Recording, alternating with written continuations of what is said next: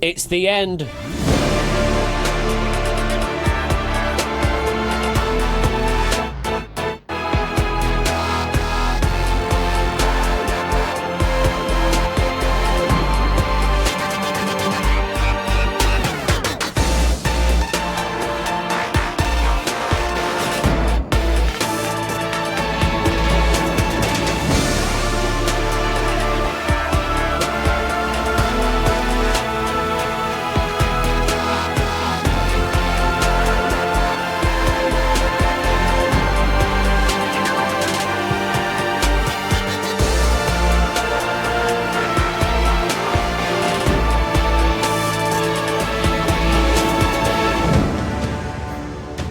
We started out with around 40 players vying for position at the beginning of the tournament. Now, just 4 players are left standing.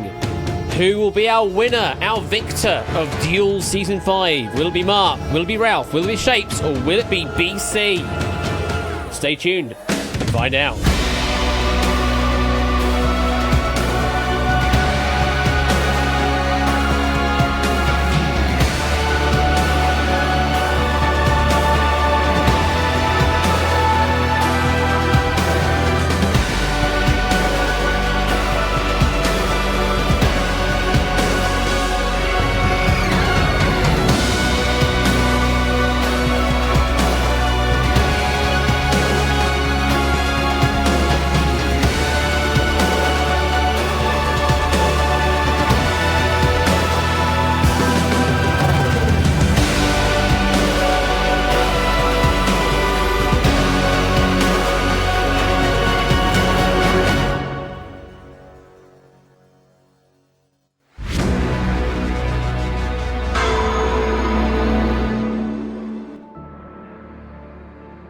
Ash, it's the 2025 Duel Grand Finals night, live.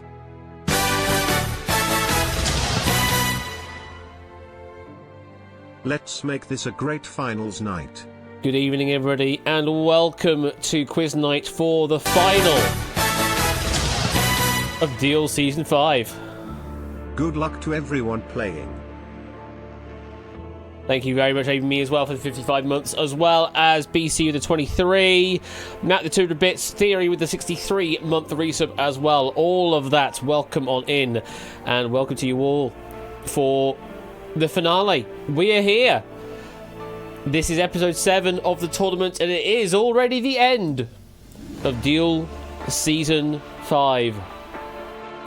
As I say at the beginning, a little over 40 players started out to try and earn qualification to get through into the finals. Across those 5 episodes, we did find 8 players that did qualify, them being Mark, Clive, ABME, Tipster, Shapes, Claire, BC, and Samster.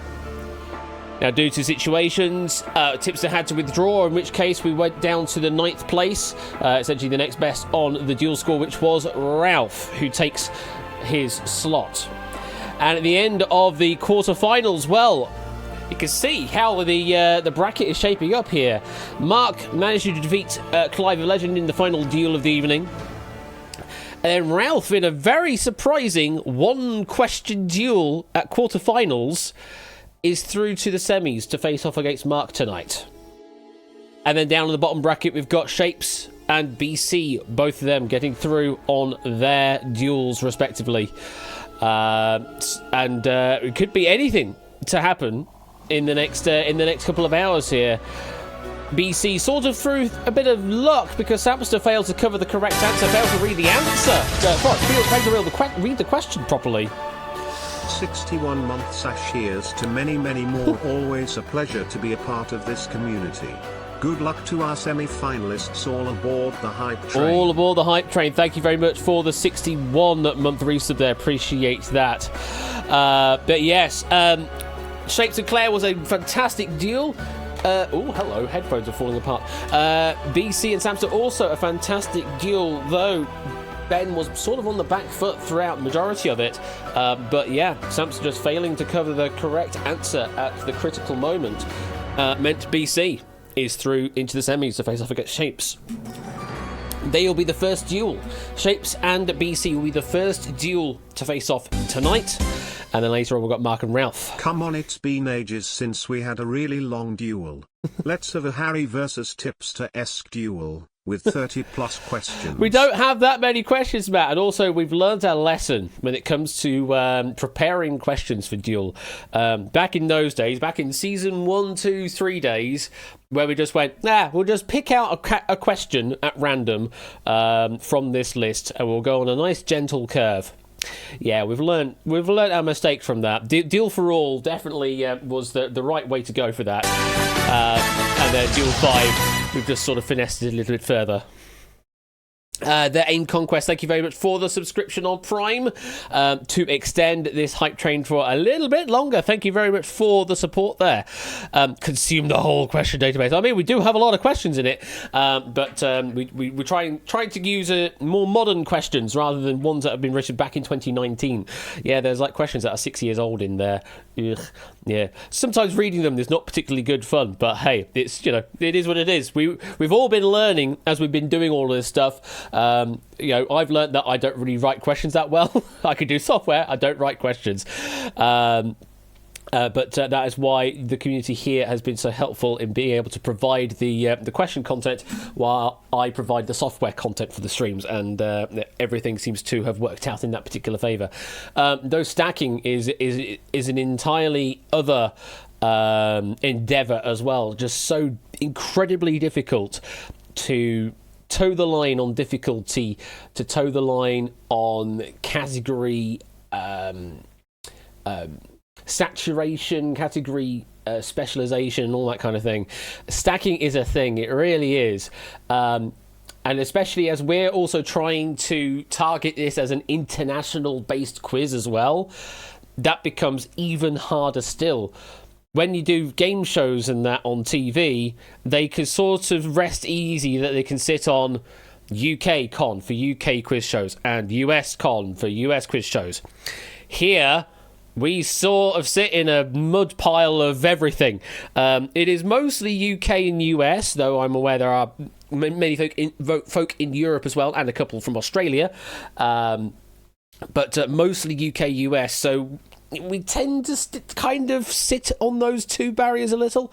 But even when you try and do that, it's very difficult to strike the balance all the time. Big love to all of the writers, proofers and stackers of Duel Season 5.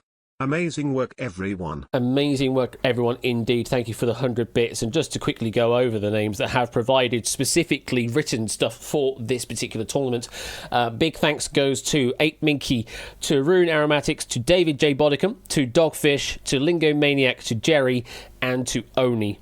For providing question content for this particular tournament, and particularly to Ape Arun, David, Oni, Dogfish, for helping out with stacking side of things and proofing to make sure that all the questions are all good in times of the stream as well.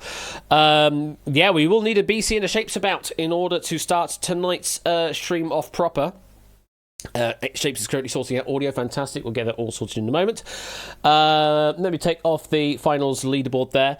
You're more than welcome to join along and play along from home to see how well you would have done if you were qualified for the finals. See how well you do compared to our players. Just go to the website duel.atbweb.co.uk. You should be able to register to play for the first of our semi-finals, which is VSFA. That's the room code that we have assigned for it. V as in Duel 5, and SF for semi-final, and A because, that makes sense. Yeah, I can actually make room codes myself. But yeah, VSFA, VSFB, and then we'll have the VFin to bring it all to a close later on this evening as well. And although the overall bracket predictions are closed, you are more than welcome to vote on who you think the winner is in each particular duel over on the challenge bracket. If you go over to challenge.com/DVEL duel with a V, then you can make a voting prediction for each of the matches, but that won't count towards a true prediction that has already been submitted. 18 predictions did come in at the beginning of the bracket. And it currently stands that there is a tie with 3 points apiece for It Be Scuffed, but holy smokes, Untitled, BRB banning JD Vance from DFS, and Maxio's prediction. But of those that has the greatest potential, it is It Be Scuffed, but holy smokes, who can get a score potential of 11 with a picks potential of 6. So that's the one to watch right now. Interesting that they have predicted Shapes to be the overall winner from the looks of things, but we will see how that goes, and anything can still happen. As is quite obvious, no one got a perfect prediction at all from the opening bracket there.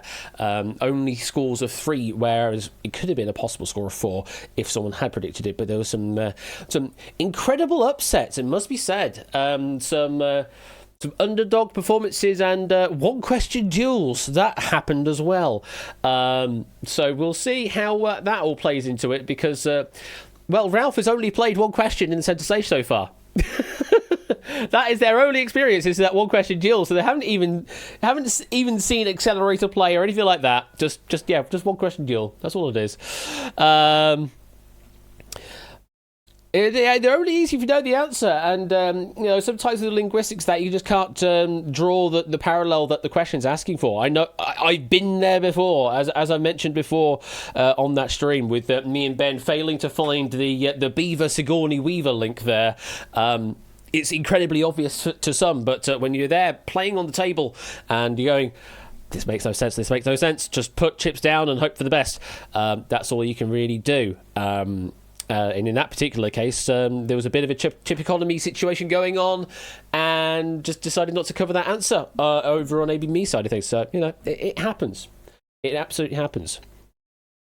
We are ready in here, says Score Fantastic. Thank you very much for the notification. In which case, then, let me get all of my stuff in situ for Duel 7 SF1. That is the episode that we are currently loading into. So, if you're all ready, let me load in. And let's bring in our first semi-finalists for the evening. It is Ben and Shapes.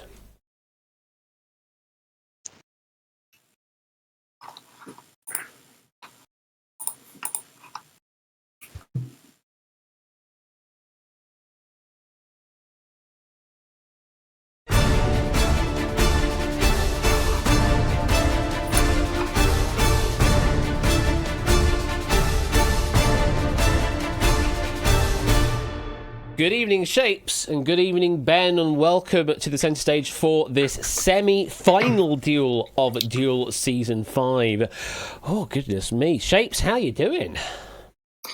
Not too bad, actually. I've been working all day, so I haven't had too much time to overthink. Fair enough, yeah. For tonight. Just been lingering in the back of the brain, but not really at the forefront, and not really been worrying too much about it. You did have a very good performance in your duel against Claire, surviving to the end of question number 8 from that particular duel, before it all then ended. And you also managed to play an accelerator as well. Congratulations on that. How did that feel? Fun. Actually ending that duel on the accelerator there. Power.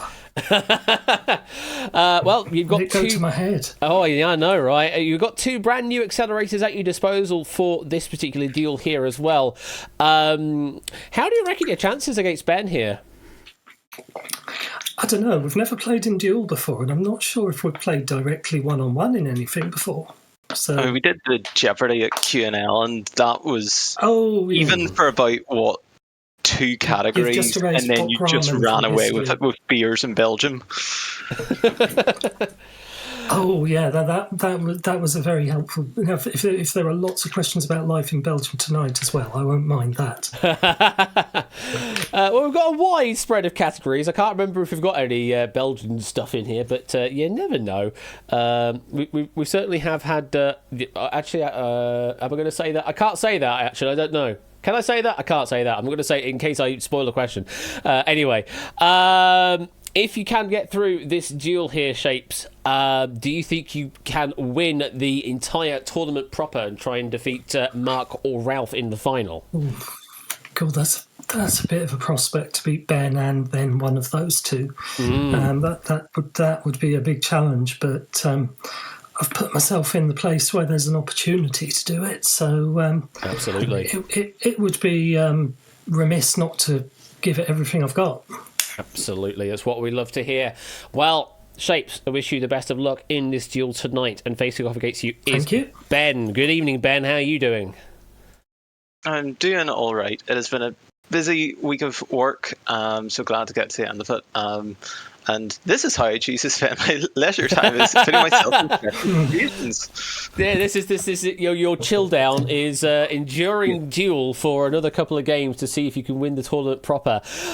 Your route here was via Samster in the quarterfinals. You went to 6 questions in total, where it ended on an answer smash of sports, or specifically 2 ball sports, but Samster only found 1 ball sport and instead found boxing on the other side of things, accidentally misreading the question. Ben, were any lessons learnt from that duel? I basically just need to hang about as long as I can and hope the opponent's going to make a mistake, which in this case has happened earlier in the tournament. Mm-hmm. Absolutely, it has happened before, but we'll see if it happens this time. And looking forward, if you think you can get through past Shapes here, do you think you can win the tournament proper? I think so at that point, because I don't think very many people expect me even to reach the semis. I know absolutely fewer people expect me to make the final, and I'm pretty sure I was nobody's pick to win this thing, but I've got past this. Like, at that point, you're one step away, and anything's possible. Anything is possible, indeed. Let me update the website so they should be able to go to the game screen proper as well. I might be able to put together a highlights package at some point. Yes, indeed. We could certainly figure something out after the fact tip. No worries on that. Let me quickly give a summary for those who have not seen Duel before. Each of our players here in the centre stage, and also you along in the audience, you have 10 chips and 3 minutes of thinking time. But the centre stage players, they have the exclusive power of those accelerators 2 apiece, where they can force their opponents, and of course you playing along, into locking in your chips within 7 seconds. At all times, they must cover the correct answer. Any chips placed on incorrect answers, they are removed from play. Keep going until only 1 is left standing. That is how we play Duel this evening. Right, I think we're here then. So Shapes, are you ready to play? Yes. Ben, are you ready to play? I am indeed. Well, for a place in the finals, let's duel.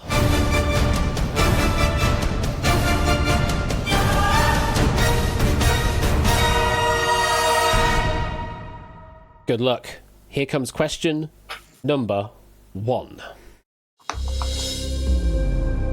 Hosted by David Tennant, which competition show features contestants attempting to avoid elimination in death matches and collect garnets?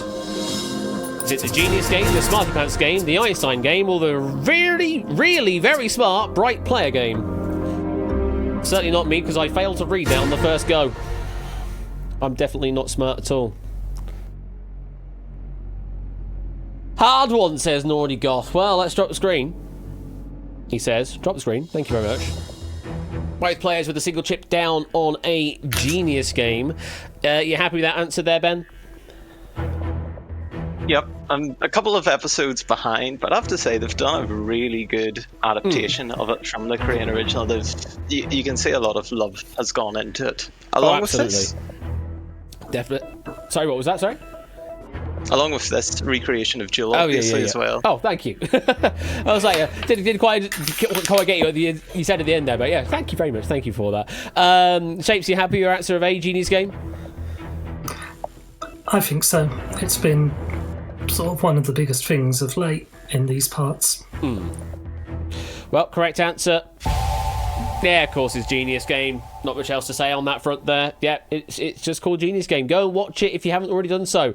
There was murmurings of it potentially being taken away from broadcast side of things and just dumping the rest on ITVX. Though from the sounds of things, it just seems to be a bug with the ITV TV guide right now. It seems to be referenced everywhere else. In all the other TV guides, okay, but the ITV one apparently is just a bit broken right now. So everyone just got a bit worried that suddenly Genius Game wasn't scheduled anymore. But there should still be 3 episodes to go. So do not panic. Do not panic, fans. Right, doing well there. Let's move on to question number 2. Let's have a look at this one. In Greek mythology, who is the god of messengers? Zeus, Ares, Poseidon, or Hermes?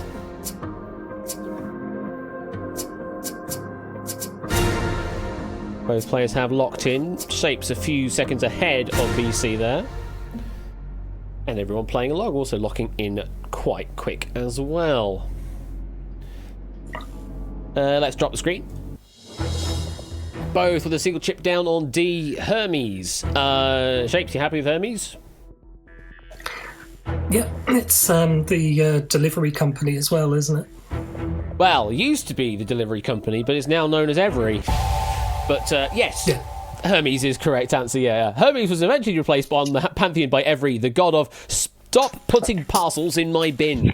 Thank you to whoever wrote that one. I think probably Dogfish from the sound of things. Yes, Hermes. It doesn't bring you the parcel at all. That's very true as well. Yes, D, Hermes, correct answer there. Again, no change on the chips right now. Just a few seconds difference on the time.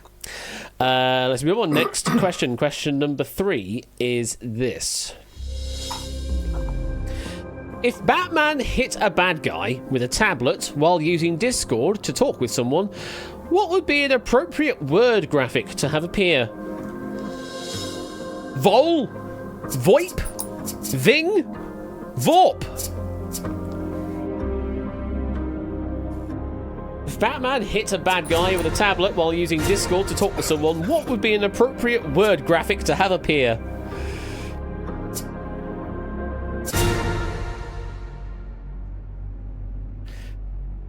Some great options there. Some great options. Let's drop the screen. Both of you gone with a single chip once again, this time on B, VoIP. Ben, why do you go with VoIP? Because I think it stands for Voice over Internet Protocol, which would be an accurate description of doing some sort of like call over Discord, I would say. Correct answer. Absolutely is VoIP, exactly as you describe. Yeah, voice over IP or internet protocol, a series of technologies used by Discord and many other programs to allow voice calls. The others are sort of acronymic in some way. VORP is an advanced baseball statistic, which is value over replacement player. A VOL, that's just known as a field mouse. There's no real acronym to speak of there. And VING is a shortened version of Irving, most well known for being used by actor Ving Rhames. Well, there you go. Again, not necessarily acronymic on that last one there, but hey, it all still works. VoIP was the correct answer. Again, both players just using a single chip there, so no change to the towers. Both still with the full stack in hand. Moving on then, let's keep going. Question number 4 is this one. Who is credited as having created the Hangul writing system? I'm not going to even attempt.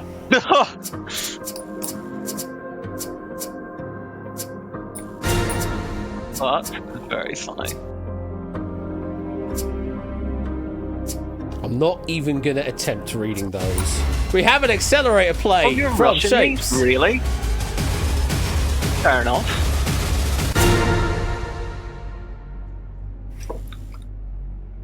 Yes, that, or that. And this is the one where I had to verify that the software could actually render it correctly. Surprisingly, maybe not the one you think it is, but yeah, there was one of these it just didn't work. Actually, 2 of them that didn't work straight off the bat. I had to fix. This question is going to burn more chips than my local Chinese on a Friday night, says Matt. Well, you may have made the mistake then if you've gone with Chinese on this one.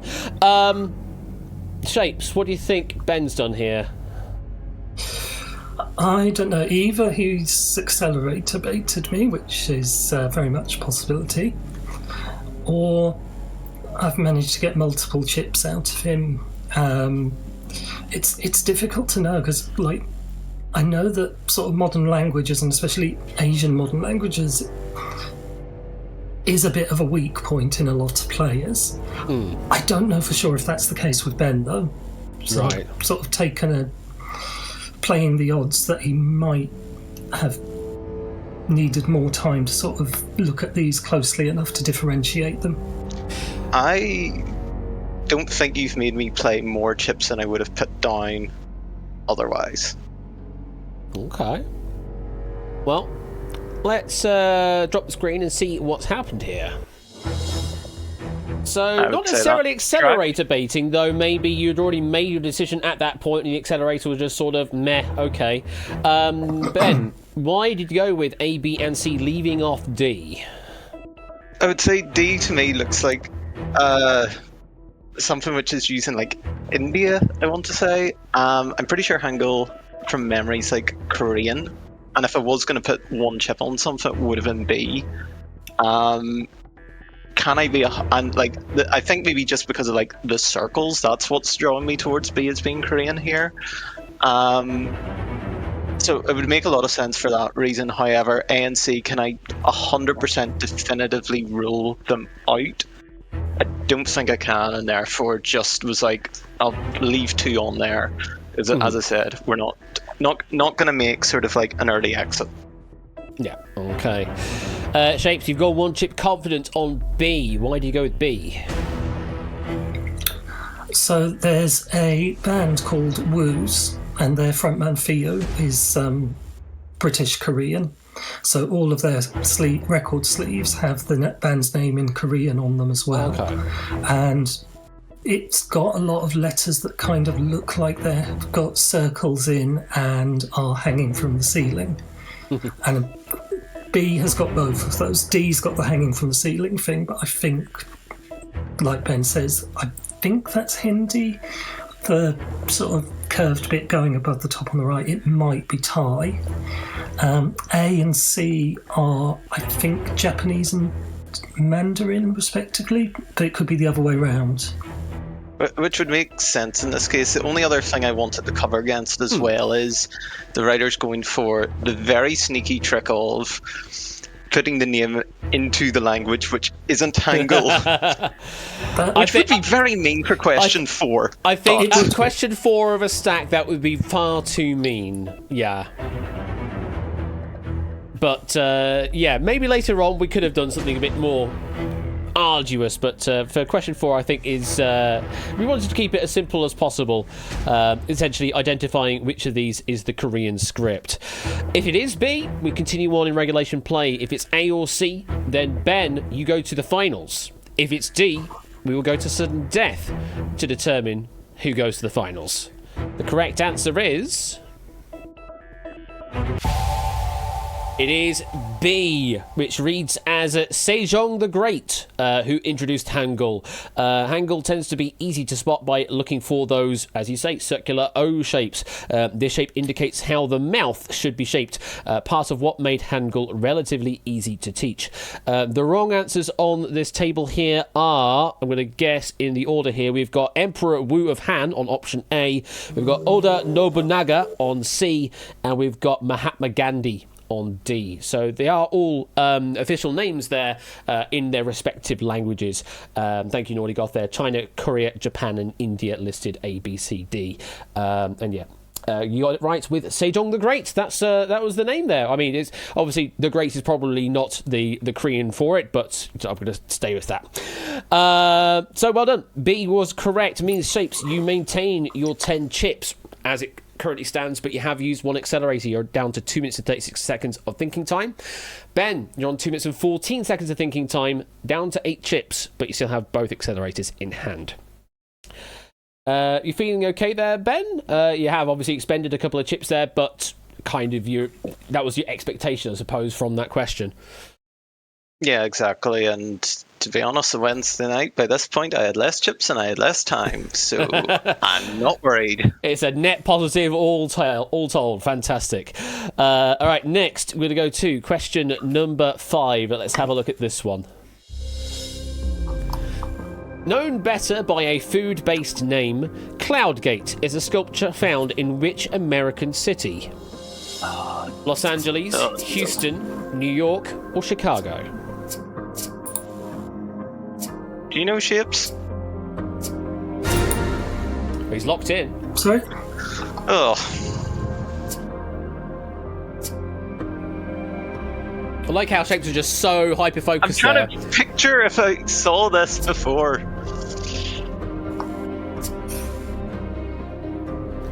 known better by a food-based name, Cloudgate, is a sculpture found in which American city? And there's the lock-in from Ben. You were, in fact, the last player to lock in, including our audience.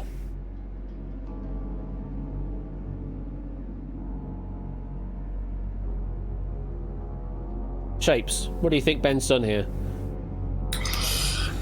I don't know. I just find him really difficult to read. Like, that...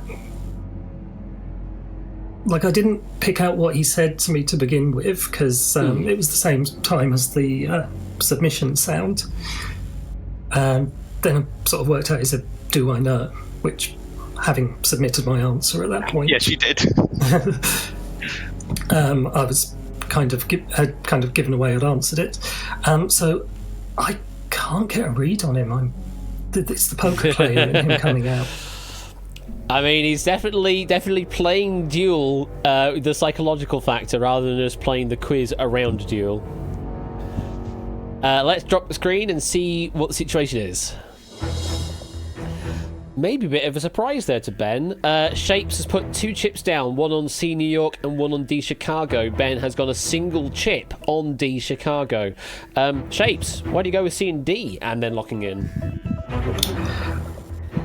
I'm pretty sure it's D. It's the Anish Kapoor sculpture. The is it called the Bean? Something like that. My first thought was that it was Chicago, but looking at the options when New York came up,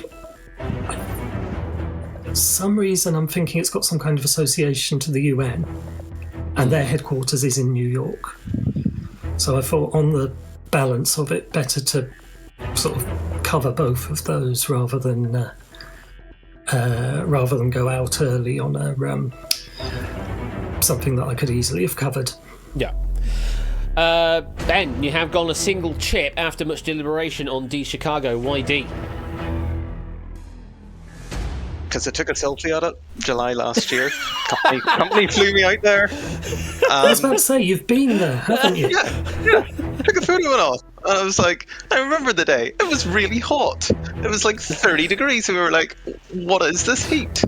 I think we very briefly after this point dipped into the art gallery, not to actually see the art, just to get into some aircon temporarily. Okay, yes, yeah, I know that feeling, yeah. No, it was busy, but it was really good to see. But yeah, I'm pretty sure it's just the Bean in this case. It's just the Bean, he says. Well, yeah, it is indeed the Bean. Chicago, he has been there, says Mark as well, yes. Yeah, Chicago was the correct answer. Sculpture better known as the Bean, as sculpted by Anish Kapoor. And that is where we're going to end that conversation.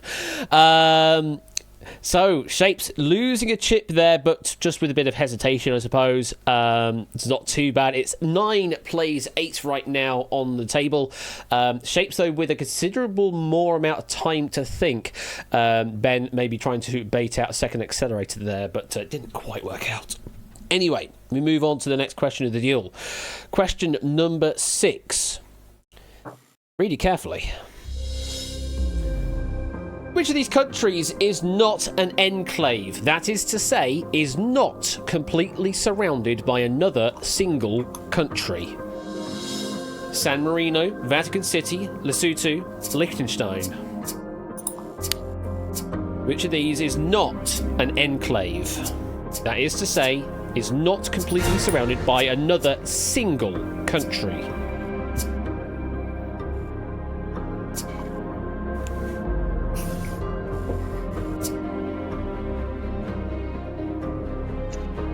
Yeah, I'm safe. This is safe. Trying to do this. And again, Ben was the last one to lock an answer down of everybody. We'll ask Ben this time. What do you think Shapes has done here? It could well be 1. I think it could well be 1 here, and he knows it. Okay. Let's drop the screen. It is one. He's put down a single chip on D. Liechtenstein. Ben, you've gone with A. San Marino and D. Liechtenstein. Ben, why do you go with A and D? I mean, Lesotho, I want to say, is South Africa is surrounded by Vatican cities within Rome, so Italy, and I think San Marino probably is the same. And then I was trying to just remember, like, the jet lag, the recent season where they were in Liechtenstein. I was thinking, like, is it Switzerland and then either Germany or Austria? So D, if I'm putting one chip down, it's D, but just being, again, a little bit cautious and safe on this one. Okay. Shapes, you've gone with a single chip on D. Liechtenstein. Why do you go with D? I'm pretty sure for the same reason that Ben just listed there. Lesotho, is one that's sort of famously surrounded by South Africa. Vatican is obviously entirely within Rome. I think San Marino is entirely within Italy as well. Liechtenstein, I think, is sort of wedged between Switzerland to the west and something else to the east, which, if it's to the east of Switzerland, is probably going to be Austria. Well, if the answer is D. Liechtenstein, we continue on. If it's A. San Marino, then Ben is through to the finals. If it's B or C, we will go to sudden death. The correct answer is... It is D. Liechtenstein, yes. Lesotho is found within South Africa, and this question is actually an intervention for Italy, which has both San Marino and the Vatican City within it. Liechtenstein sits between Switzerland and Austria, exactly as you intimated there. So yeah, there you go. Not much to say on that one. Congratulations on covering the correct answer. Ben, you do lose another chip from your stacks. It's now 9 plays 7. Shapes, how are you feeling with the advantage at the moment on the chips? It's it's good to still have 9 chips left. It's not a big advantage over Ben, but hopefully it's a bit of insulation if a difficult one comes up. Yeah. All right, well, still got plenty of latitude in this particular game here. Ben still has the 2 accelerators in hand as well. Shape still with 1 accelerator in hand and still lots of thinking time as well. Let's continue on. Question number 7 of this duel is this one. When playing 501 darts, which of the following scores has a valid 3-dart checkout? 159, 164, lock in from Ben, and accelerator 169, 174. Well, we know how much Ben loves his maths in these parts. And that was a very, very fast lock in, it must be said. Ben, do you think that did the damage? I hope so. I really hope so. Well, all the thinking time was used there of that sort of 7-8 seconds. Mm-hmm. Well, I certainly heard a couple of clicks there, possibly from Shapes' side, but it may have been from taking chips off. Naughty Goth in chat says, accelerator on a math question. Typical. Well, if you look at the chips as they actually stand on the table... One of these players is incredibly confident with their answer. They've gone 1 chip confident on B164. Let's go on then, Ben. Why did you go with 164? Triple 20, triple 18, bullseye, 164, I believe it is. So none of the others can be done better than that then? Can't get 169, can't get 174? So you can get like 170 as your max, 2 triple 20s and a bullseye. So then your next one really down is like the 169, and then 159 just isn't going to be possible because you're having to use. If you're not going to use a bullseye, then you're going to have to start using doubles, and that's sort of your best one. Then's 160, so you can't really do a sort of 159 that way either. Well. Sound like you're very confident here. If it is B, we continue on, and you gain a chip advantage here, where Shapes will be losing 3 chips. If there's anything else, though, Shapes is through to the finals. The correct answer is...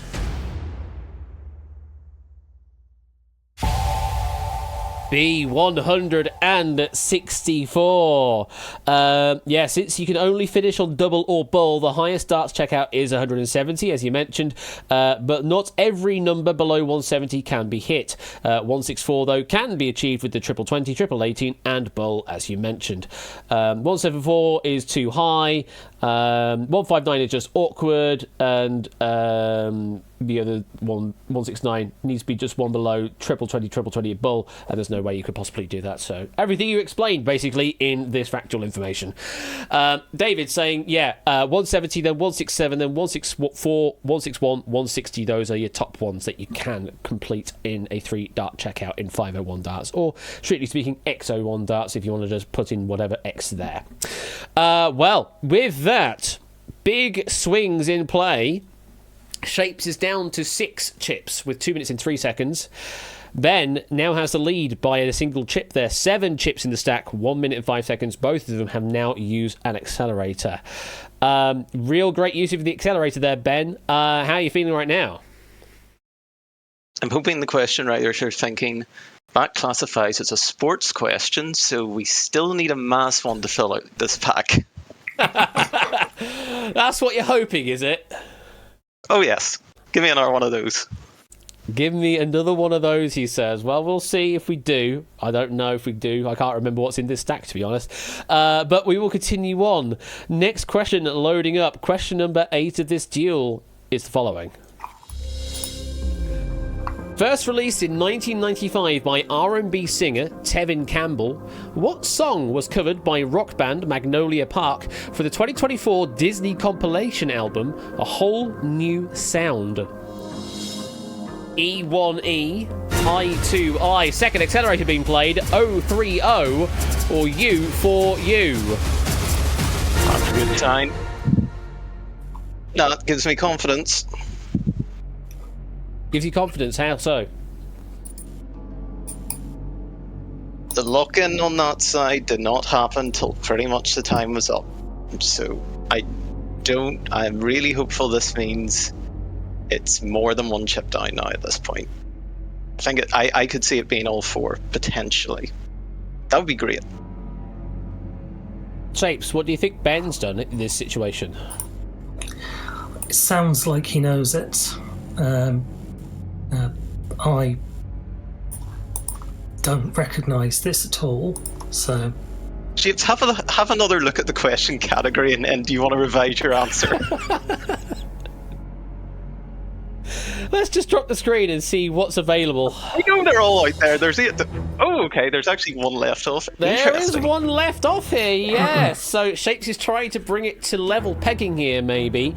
Did leave off E1E. Everything else, though, is covered.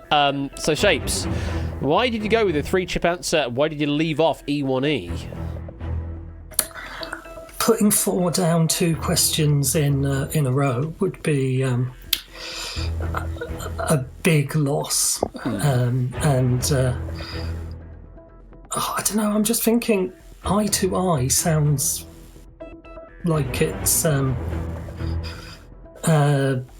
sounds like it's a sort of phonetic reading of saying eye to eye. Yeah, like it could mean something here, like, you know, that would make sense to me as like the most of them, but I don't think either of us are looking at going, we know it's certain enough that we would just put the single chip on it. Well, Ben, you have covered everything. Didn't know this one at all? No. As soon as I'm looking at the question, like, I already know what I'm going to do. And I was just hoping at least it was like one that Shapes didn't immediately recognise. Well, you're through this question no matter what. You just have to hope that the answer is E1E to get the early victory here. If there's anything else, we will continue on in regulation play and it'll be brought back to level pegging on the stack, though obviously at your expenditure of that second accelerator. Correct answer is...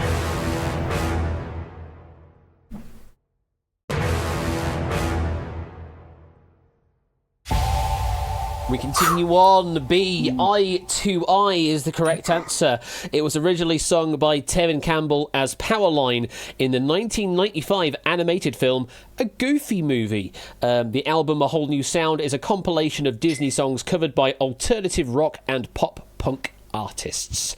So there you go. We see eye to eye, says Mark in chat. So yeah, it does make sense that they did actually mean eye to eye. It was as simple as that, just that the name of the track was condensed a bit to make it a bit more edgy, I suppose.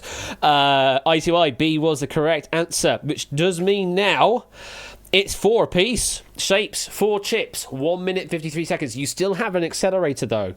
Ben, 4 chips, 1 minute and 3 seconds. No accelerators left in play on your side of the table.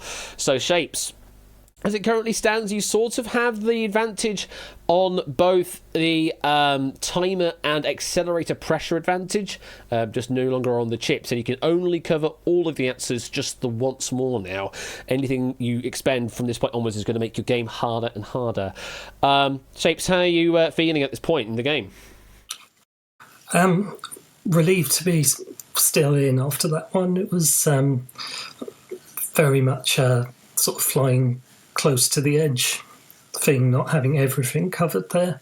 Yeah. I could easily have seen the last 2 answers there be like sort of visual representations of something, even if they didn't sound like a phrase when you read them out. Yeah.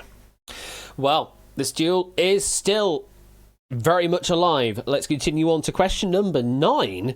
Very rarely getting into these heavy I was going to say, fights. how often have we even got to question 9 across this season? We've gotten to 10. We've gotten to 10 in the season so far, but beyond that, we have seen beyond Roman numerals, but very rarely. So we've gotten quite high on the stack. Let's see how far you can go. Next question is this. Which of the following diatomic compounds features a triple bond? Oh, it didn't work. N sub 2, F2, O2, H2. That should have worked, though. Why didn't it work? So it should be a subscript 2 after each one. Okay. I apologise for that. It should have come through correctly, but it didn't. Sure. So N sub 2, F sub 2, O sub 2, and H sub 2. There should be the correct formatting tags, but apparently didn't work.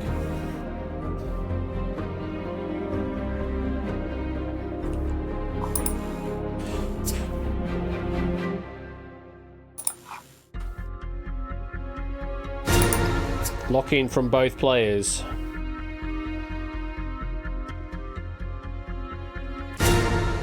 Well, here's the thing, is that Nordic also saying latex compatibility when these are supposed to be valid tags in TextEdge Pro, but apparently they're not being expressed properly. I don't know why. I've certainly used these kind of tags in the past before, and they've worked okay. But hey, there you go. And yeah, putting in latex or LaTeX, the full support of that would be one hell of a task. Let's put it that way.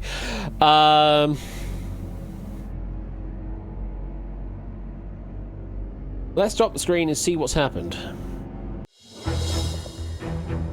So interesting. Ben has gone with a single chip on A, N2. Shapes, you've gone with N2, O2, and H2. Why did you go with those 3? You decided you didn't want to play all 4 chips once again. What's your reasoning there, Shapes? I don't know what this means. So you just don't know at all what we're actually asking of this question. Exactly. I'm figuring it's going to be something possibly more fundamental or more sort of commonplace. So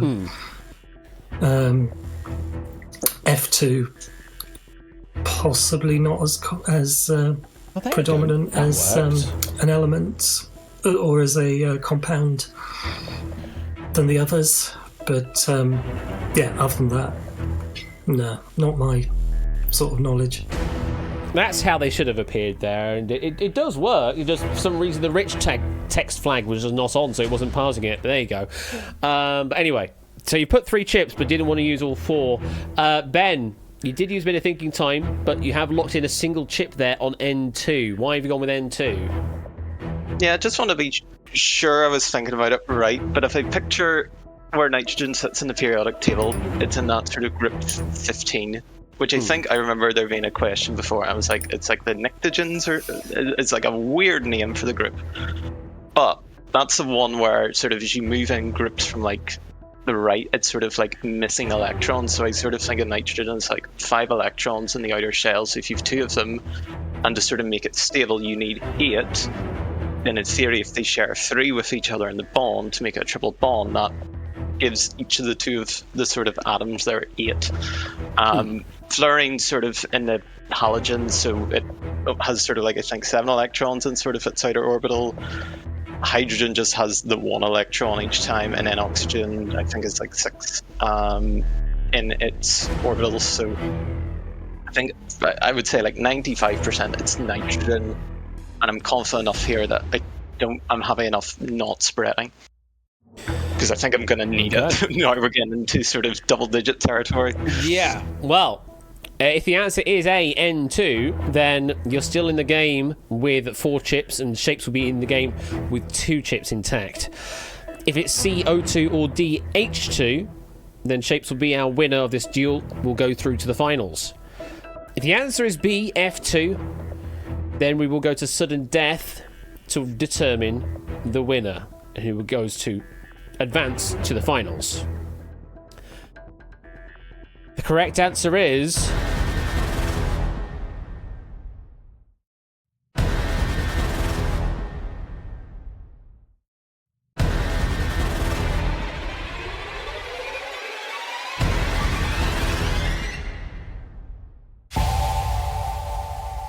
it continues on. A, N2 was the correct answer. Yes, nitrogen N2 is triple bonded, sharing a total of 6 electrons between them. O2 oxygen is double bonded, H2 hydrogen is single bonded, and F2 fluorine there is also single bonded.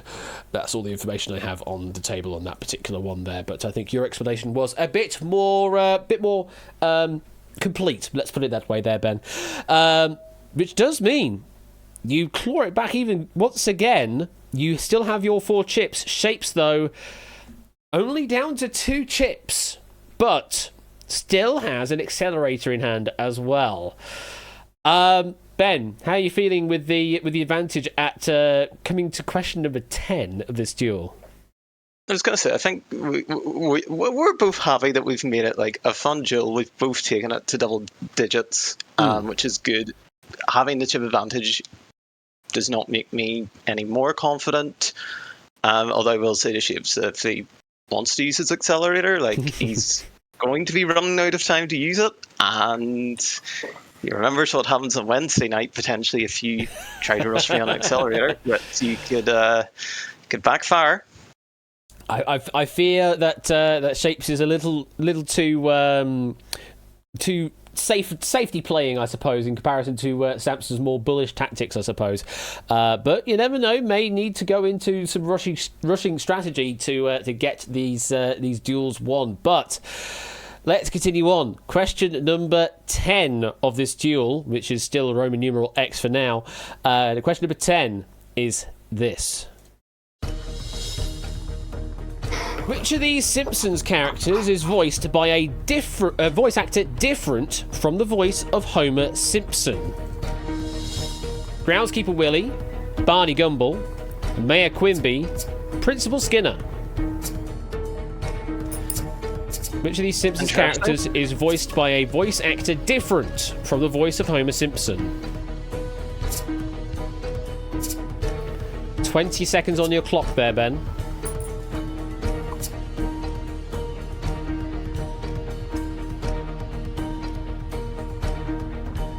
10 seconds.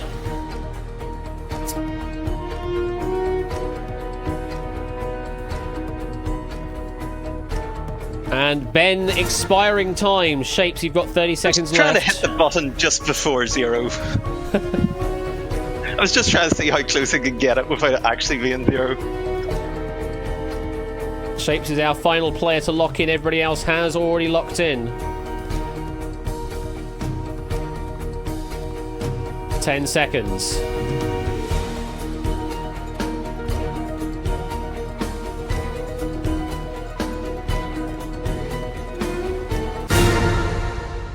Thank you for making sure we got to hear the good music. I will say that. I think it's the first time that we've actually seen both players' clocks run down to 0 in a duel. Certainly in Duel 5. Can't even remember if it even happened in Duel 4. So we've absolutely gone the distance in this duel. We have, which I think, I think we can both be happy with, no matter the result here. And I, personally, in my mind, I could see either of us winning on this question, very honestly. Well, you know that Shapes can only play at most 2 chips here. Do you think both chips are on the table here, Ben? I'll be mighty impressed if he's used that thingy time and he's still stuck to 1. Shapes, you know that he could cover everything with his 4 chips. Do you think he has?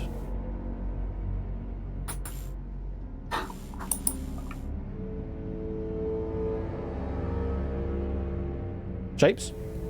Shapes? Hello, can you hear me? Yes, we can hear you. Could just about hear you. Yeah, you're roboting a little. Sorry about. Oh, and gone again. No. Not now. We were so close to the end. We're so close. Sorry. That's okay. My computer really isn't up to this anymore. Yeah. Did it get my answer in? I have something submitted, yes. Oh, that's good. Because I would feel bad if it didn't go through. It's not that I have much confidence on this one, but at least if I've got an answer in, then that's all right. Yeah, I was going to say, I don't think either of us are confident here, so I think we'll see where the chips fall. Let's have a look at the situation on the table. Ooh. Yeah, very interesting situation on the table. 3 answers where there could be a winner. 1 where we continue down this duel yet again. A, Groundskeeper Willie is your common answer, but at that point afterwards there is disagreement. Shapes, you've also gone with Barney Gumble. Ben, you've gone with Mayor Quimby and with Principal Skinner. While I think we have you on the line here, Shapes, why did you go with A and B? I knew I couldn't one chip this one, so I was just trying to internally in my head play all of these voices and see which one's most different from that of Homer's voice. And those were the 2 that I sort of fell onto. Okay. Ben, you could have had the luxury of covering it all, but decided to keep 1 away, possibly for chip economy purposes. Why did you go with everyone but Barney? I mean, all of them I sort of thought, Homer and Barney could make sense to be the same one, but I sort of felt like I did want to save at least one, because I think having 2 on the next question could be really a lot more powerful than just 1 chip. But as I said, it's certainly not 100%. That's why I said, I think very much either of us can win it on this question. I think that's still true. I don't feel any more confident in me winning versus Shapes winning here. Well, if the answer is A, Groundskeeper Willie, we continue on. And this duel is still alive. It will be 1 chip plays against 2 chips. If it's B, Shapes, you are the winner, you go through to the final. If it's C, Ben, you win and go through to the final. If it's D, Ben, you win and go through to the final. I can tell you that it is not I was A. gonna say, I knew that was coming. It means we do have a winner of this duel. Yeah, well played. I was going to say, do you want to get rid of one of my answers? Because although, to be honest, it doesn't really matter. I can't even say between those two which I think is more likely. We're going to leave them as they are. But this duel is over. Will it be Shapes with Barney Gumble? Or will it be Ben with Mayor Quimby or Principal Skinner? The correct answer is...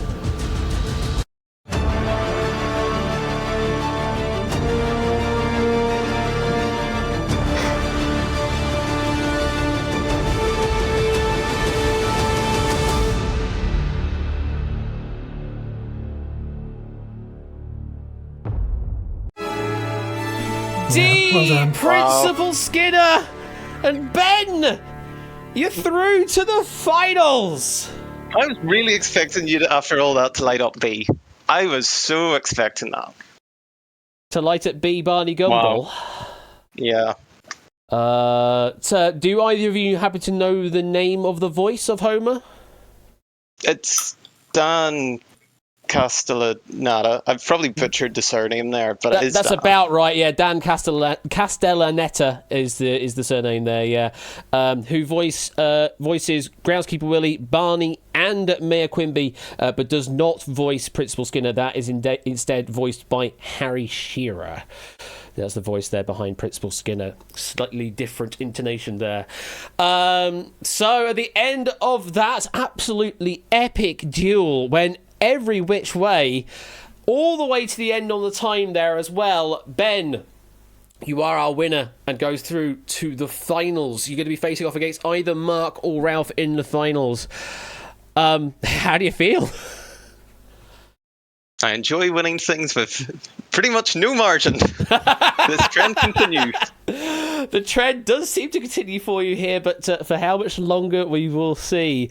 Well, you're going to be here later on to face off against one of our other players in the final at the end of their duel in a moment. So do sit tight for that. Shapes, unfortunate run of luck there on those questions. It just sort of like hard 4-chip, 3-chip, 3-chip, 2-chip answers all in quick succession. But unfortunately, that is the nature of duels sometimes. How do you feel? Yeah.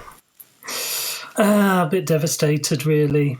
Didn't know quite how to approach any of those questions. Just really not much that I had to go on with any of those. Well, either way, you played so well.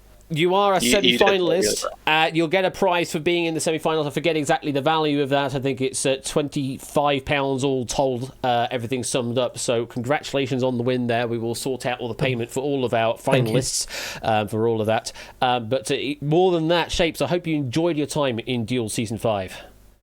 I did, yes. Thank you. Fantastic. Thank you very much for playing. Ben, we will be seeing you momentarily at the conclusion of the next duel to see who will be our victor of this particular season. So sit tight. We'll see you shortly. Take care. Thank you very much. Take care and see you later there, Shapes. Cool. Thank you. See you later. No worries. See you later. Bye-bye. Oh, my God. What a duel! What a duel that was! Ben! Almost out of nowhere there from some of the swings going on in that particular duel. Crazy duel that. And as I say, the first time we've seen both players go down to absolutely zero on the clock as well. 10 questions, no time remaining. All we would have needed is to go to perfect duel territory, is to lose a few extra chips and lose that accelerator. But hey, can't get everything, I suppose. But hell, big swings in that game. Absolute big swings. And, well, we've got potentially what promises to be even more big swings in this upcoming game, because we have well, very much the unstoppable force of Mark, but the kind of unknowable force of Ralph, because we've only seen one question play out for Ralph so far. It's a bit of an unknown entity. We don't know how this is going to shake out. Both players are currently ready. Let me load myself up on my side of things then. Get that all ready. I'll press the button on that. And I think we're all good. So, in which case, let me load up and welcome our second semi-finalists. We've got Mark and we've got Ralph.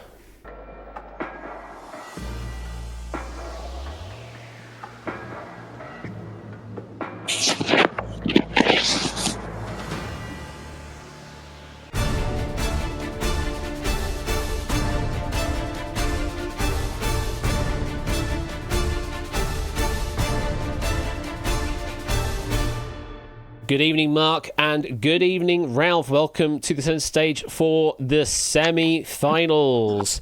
Mark, how are you doing? All right. Doing a bit of rustling going on in the background there. We've interrupted something. Yeah, I was about to start cooking dinner, but it can wait. Well, yes. Unfortunately, Duel is upon us, so we're going to have to sort that out first before we can get some grub in your belly. But hopefully, it will be a victorious one in a bit. We'll see if it all shake out. So, how do you reckon your chances against Ralph in this semi-final duel? Well, I don't know. I have as good a chance as any.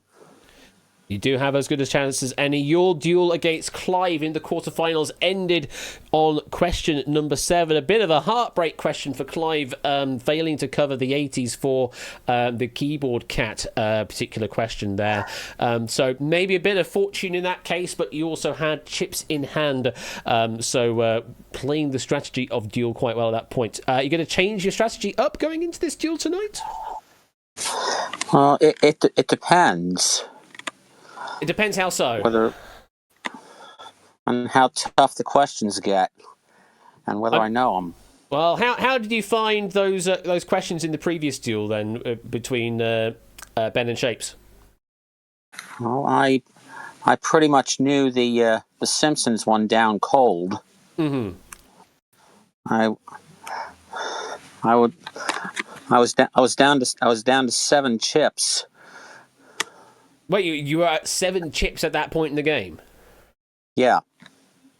In comparison to how they only had a single chip and 2 chips on either side, that is a significant difference in performance there, potentially. But does depend on the run of the questions. We'll see how that all goes. I wish you the best of luck here, Mark. And on the other side of the table here, good evening, Ralph. How you doing? Good evening. Welcome to you. How are you finding it after only playing one question so far in the centre stage? I'm very nervous going up against Mark, but it's also an honour to be here. It is always lovely to hear that it's an honour to be here. It's a bit of an interesting journey for you because you've taken Tipster's place from when he withdrew in the finals. You were the next best place in the duel score and then have only experienced one question so far, which was, I think, more luck than judgment, I suppose, in that case. Just happening to cover the word belt rather than knowing that the answer was going to be belt in that case. Is that going to influence how you play this game tonight, Ralph, or is it going to be much the same strategy and just hopefully not overthinking things too much? It's pretty much exactly as I said it on Wednesday. Well, we'll see how it all goes. Good luck to both of you, Mark and Ralph. Let me update the website, quickly get that all sorted. There we go. So you should now be able to refresh your game screens on the website and load into the game screen proper. So make sure I get all of my stuff ready to go as well. All right. Oh, got some musical stuff going on in the background there, Mark. Oh, that's me. Trying to multitask here. Okay, well, hope you good to deal? Never mind. Yeah. All right. Well, Very are you good. ready to play? Yes. And Ralph, are you ready to play? Yes. In which case, good luck. Let's duel.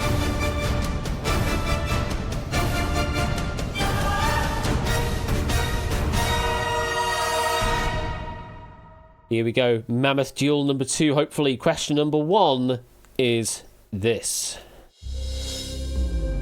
Alonso de Guzman y Sotomayor is best known as the commander of which naval fleet? Sicilian Squadron, French Flotilla, Spanish Armada, Netherlandish Navy.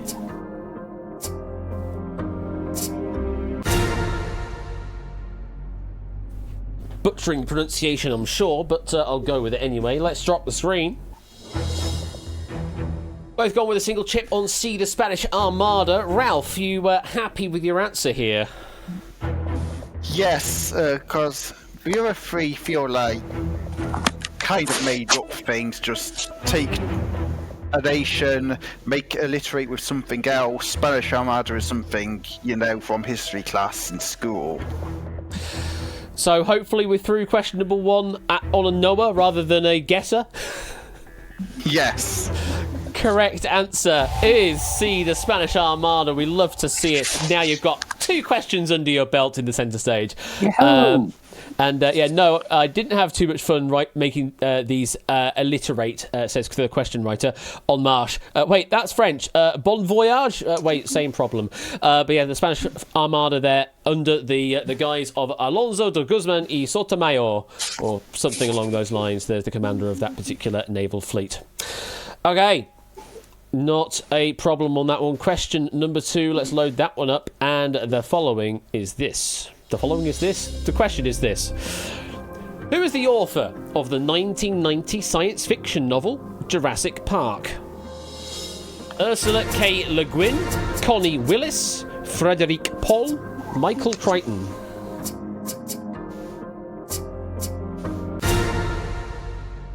It's spelled as Crichton, but I think it is Crichton. Yep. Let's drop the screen. Both with a single chip on D. Michael Crichton. You happy with that answer there, Mark? Yep, very much so. Very much so. Correct answer is indeed D. Michael Crichton there. Yes, this was then adapted in 1993 by Spielberg. This question brought to you by a school library book that is now around 15 years overdue. Thank you very much, question writer, for that. Not much to separate you on that one. Michael Crichton, the correct answer. Both of you still with 10 chips in hand. Let's keep going then. Question number 3 is the following. Which is the correct spelling of a word which can mean a piece of music associated with a character, place, or situation? And I'm not going to read them out. Don't need to, apparently. Both players locking in very quickly. But yeah, very purposefully, I wasn't going to read these ones out because these do have slightly different phonetic phrasings, which may have hinted as the way to go on this one. Let's drop the screen. Both have gone on option C there, which I would read as leitmotif. Ralph, would you agree with that? Yes, as a wolf with a keen ear for video game music, I do like the leitmotif. Do you partake in the Chase VGM side of things, Ralph? Oh, I'm always working while that's on. Yeah, much the same problem with me. I know Inca gets involved in that these days. I think he's sort of the Zelda champion right now, which is kind of crazy. And I used to be able to partake in that, but yeah, it's just awkward time. But that's what happens when they're over in Australia hosting that instead. Maybe we should do an international version sometime. They've done enough episodes of it. Correct answer indeed is C, a leitmotif. Yes, the other ones read as leitmotif, litmotif, and lietmotif, I suppose is probably how I'd pronounce D, though I don't think that one even exists. But leitmotif on C is the correct answer. Nothing else to say on that one. My in chat says, fun fact, if you don't play soon, you're at risk of your score being wiped on there. and I'm okay with that, Mai. I'm okay with my score being wiped because it's just something I can't go and partake in anymore. So, you know, if it happens, it happens. I'm not that precious about my score. Yes, I know that I could make some submissions right now, and I'm basically throwing that away right now. But also, I mean, if I put some submissions through, it's not something that I would even make use of anyway. So, either way, let's keep going. Question number 4 of this duel is the following. On which African river would you find the Victoria Falls? The Zambezi, the Nile, the Congo, or the Volta? Accelerator play from Mark, and Ralph with the 1 second lock-in after.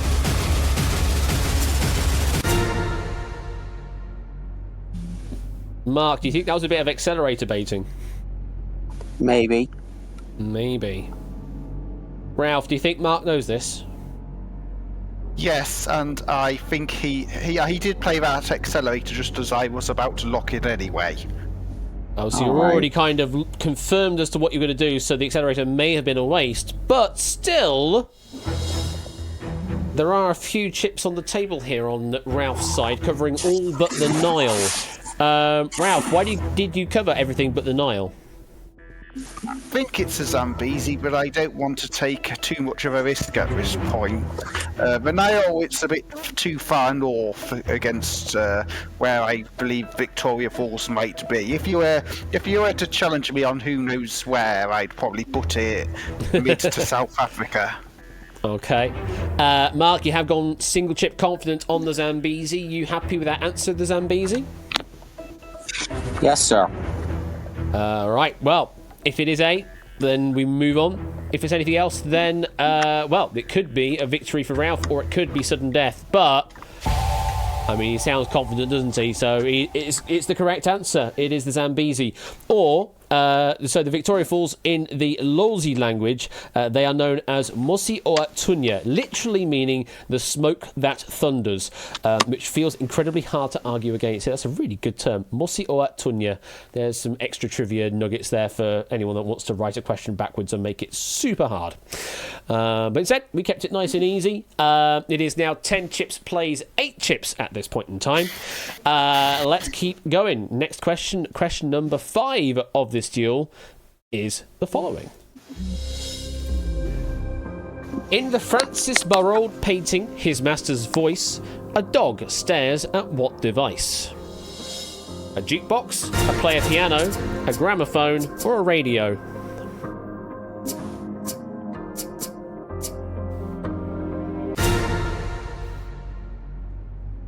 Both players locking in pretty quickly here. Also, BC making the assessment of 4 correct answers in 7 seconds. To quote The Simpsons, I'm in danger. Let's drop the screen. Both of the single chip down on C, the gramophone. Mark, why do you go with the gramophone? Yeah, because it's the HMV or RCA dog, and they do we have. He's staring at a Victrola, which is a gramophone. Ralph, you happy with gramophone as well? Yeah, the dog looking at the gramophone is the logo of H&V, and I'm hoping I'm not Mandela affecting myself by thinking that the painting is something different entirely. The correct answer is... It is the same thing. See the gramophone, very much so.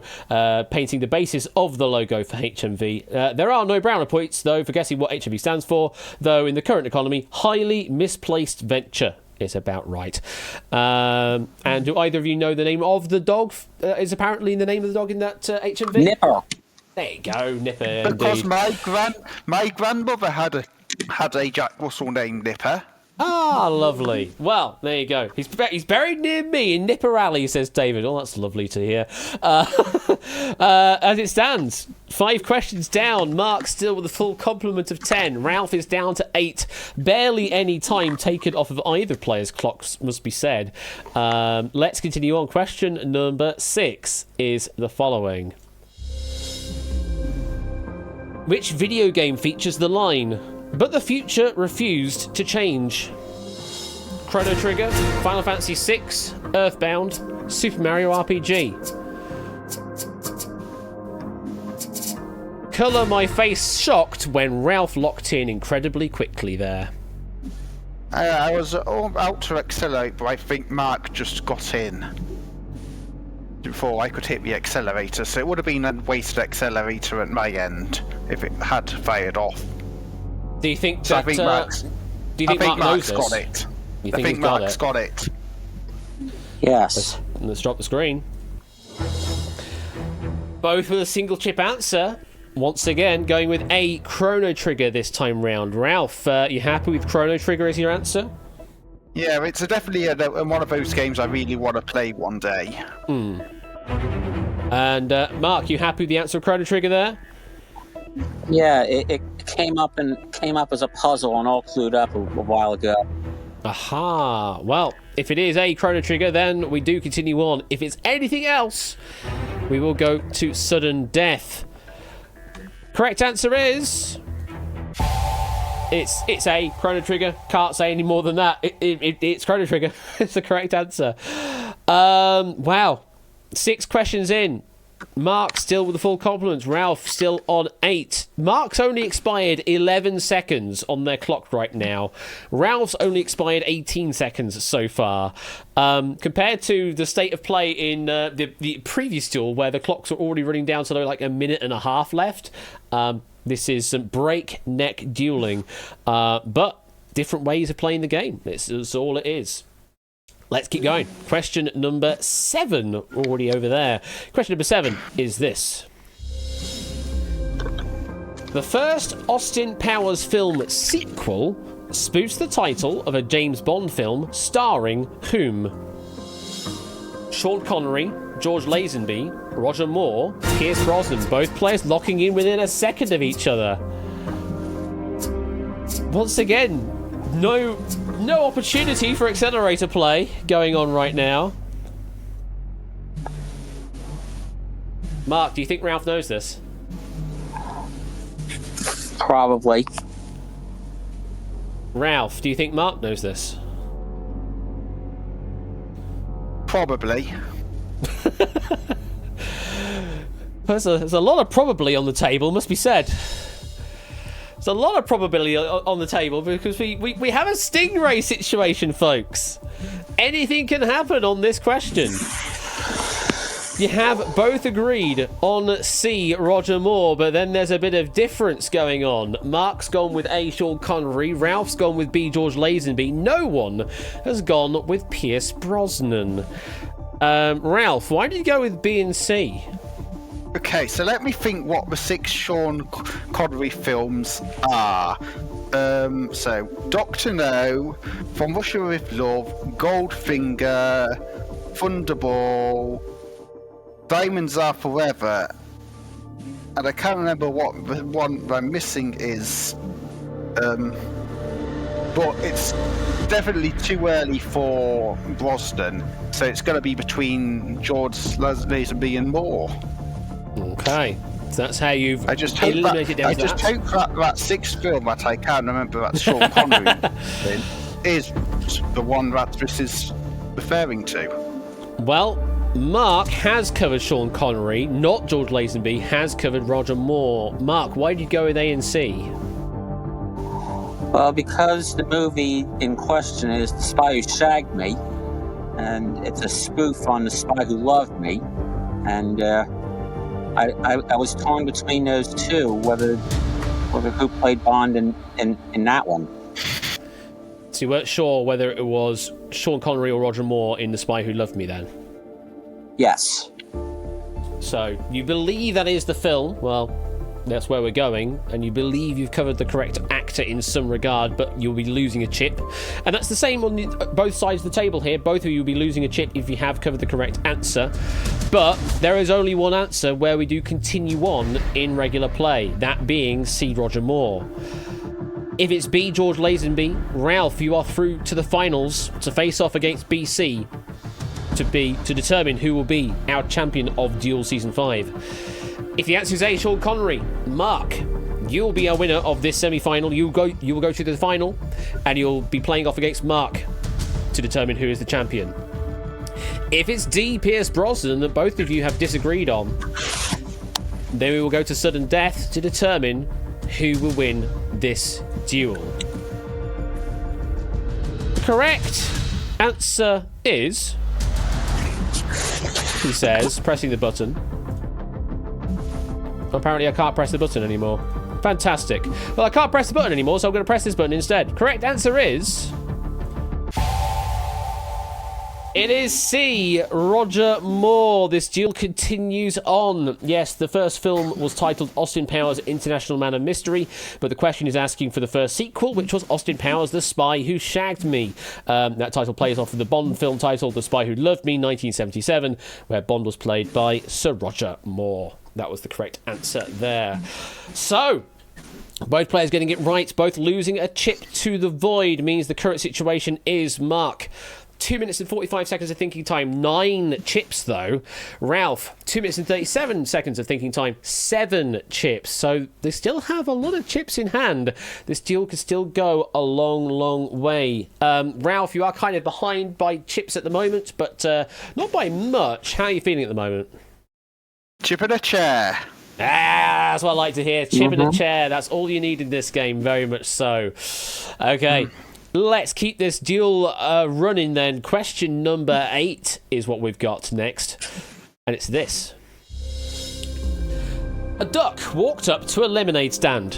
If he was in the mood for a particular variety of grape, what would he be least likely to say to the man running the stand?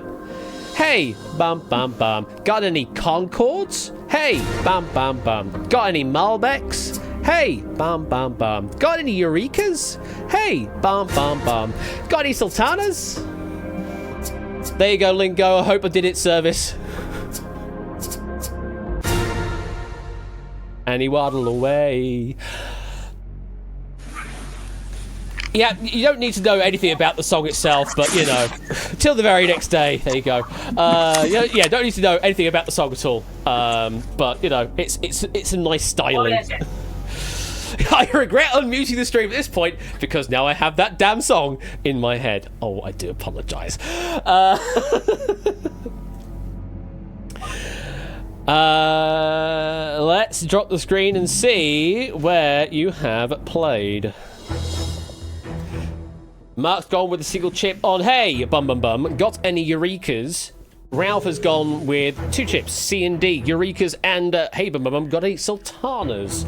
Ralph. That's the word I wanted to say. Ralph, why did you go with C and D? Rife. So Concord is the go-to eating grape. Malbec is famous for use in wine. Eurekas, I'm not sure. Sultanas are dried fruits, but are they dried grapes or something else? So I'm keeping it with what I know, and that would be C and D. Okay, Mark, you've eliminated it as far as C there, though. Why did you go with C Eurekas?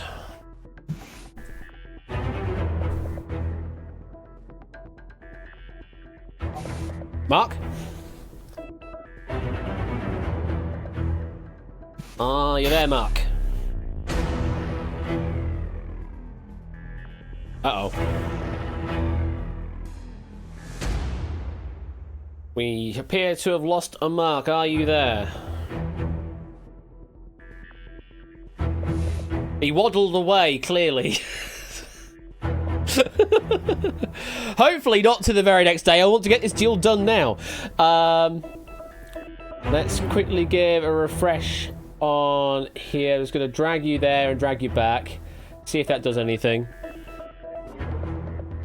Are you there, Mark? Uh-oh.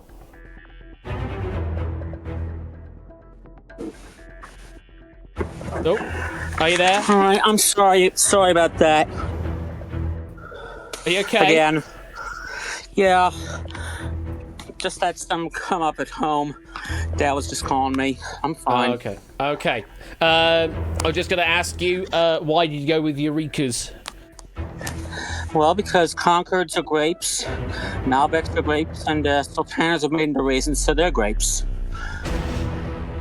All All right, well, if the answer is C, we continue on. If it's D, Ralph, you are the winner of this duel. The correct answer is... It is the Eurekas. Are you sure you're okay there, Mark? Yes. I'm fine. You just sound a bit out of breath, that's all. Yeah, I'm fine. You okay? I'll manage. You'll manage. All right, okay. Let me read through the information I've got here. Sultanas, a variety of white, green, seedless grapes. In some cultures, the word sultana refers to raisins made from this grape. Concords are often used to make grape jellies and juices. Their distinct purple colour is why so many grape-flavoured things like candy, soft drinks, etc. are purple. You can find them as table grapes in New England, which is where they were first cultivated. And then Malbecs aren't as tasty when eaten raw, but they're generally used for winemaking. And then Eurekas, fittingly though, are lemons. Bum, bum, bum. And yes, the premise of this question is a reference to the Duck song, so bonus points if you sing the answer choices. There you go. So, both players covered the correct answer. Mark still on 9 chips. Ralph is on 6 chips. Another chip being lost there, but strategic use of the chips, I would say, Ralph. Are you happy with that? Yes. Yes. Just a nice, definitive yes. Yes. You award me no points, says Only. Thanks. I feel like I am in Eurovision. Either way, moving on. Next question. Question number 9 of this duel. And you still have so many chips in hand. Question number 9 is the following. Who is the only Prime Minister of the UK to have been Home Secretary, Foreign Secretary, and Chancellor of the Exchequer as well? I'm locking from Mark already. James Callaghan, Winston Churchill, Benjamin Disraeli, Alec Douglas Hume. Before I'd even read the answers out, Mark had already locked in an answer.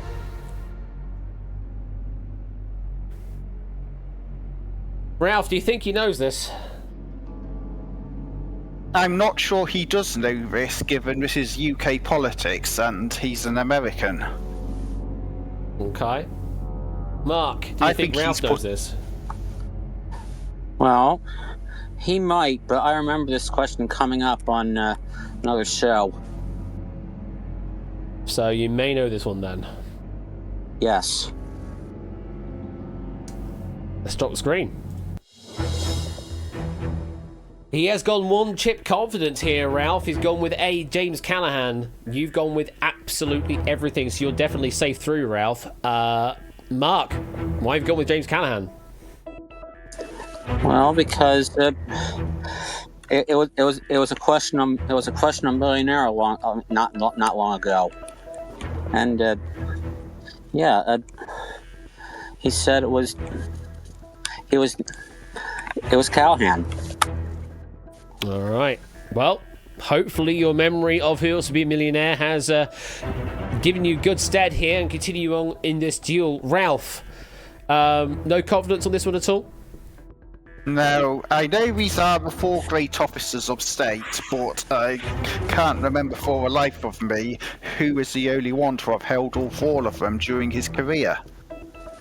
Well, hopefully by the summary of this question you will know for when this next comes up. If the answer is A, James Callaghan, we continue on. If it is B, C or D, Winston Churchill, Benjamin Disraeli or Alec Douglas Hume, then Ralph, you go through to the finals. The correct answer is... Nope. I didn't want to use that one up, but there you go.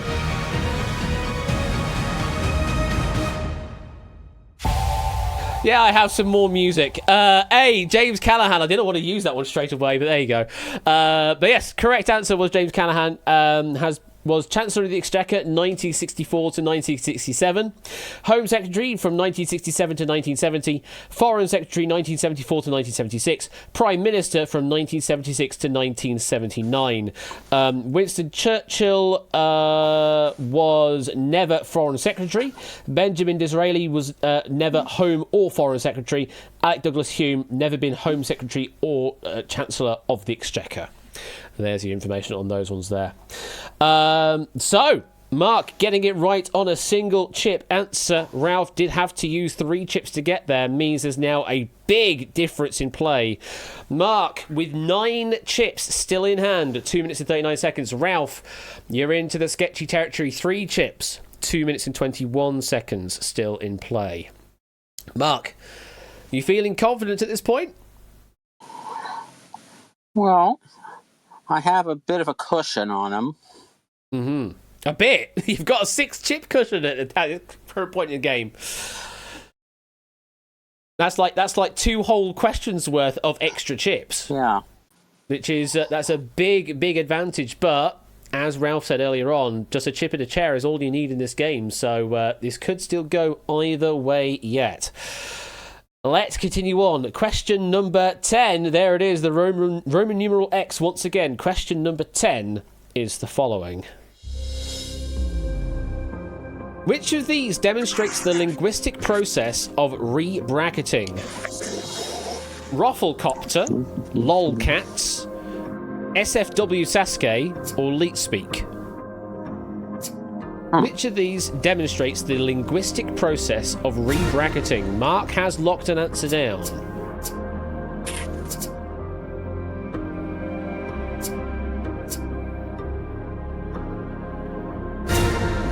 And Ralph has locked an answer down.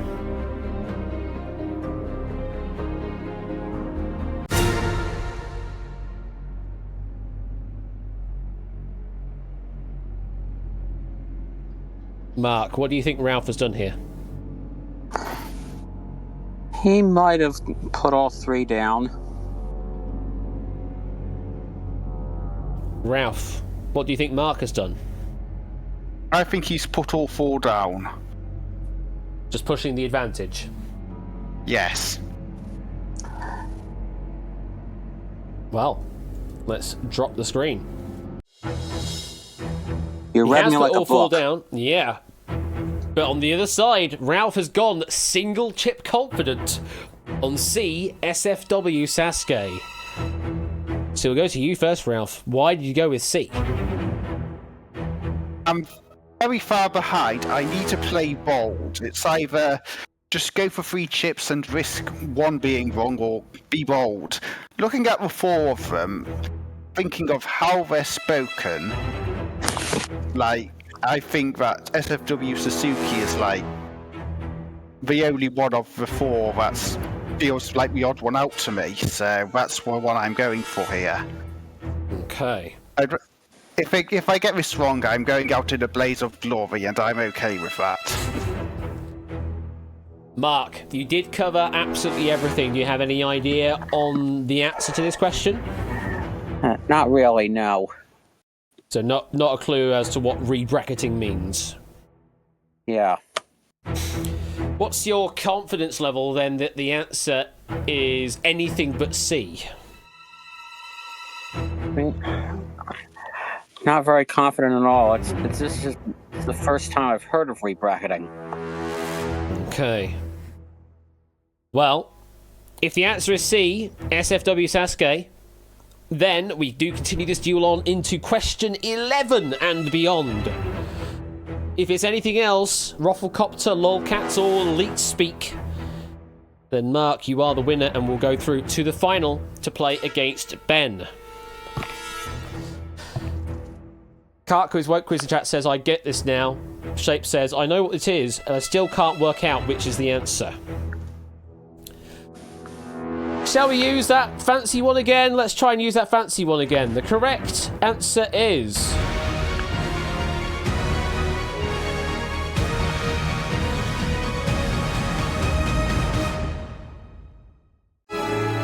It is A, Rufflecopter.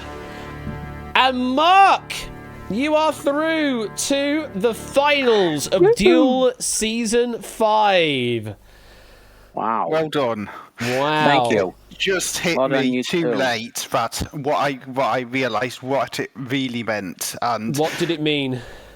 like copter as in the top half of helicopter was taken off and replaced with ROFL. All the others just are complete words. That's where I went wrong. I realised too late.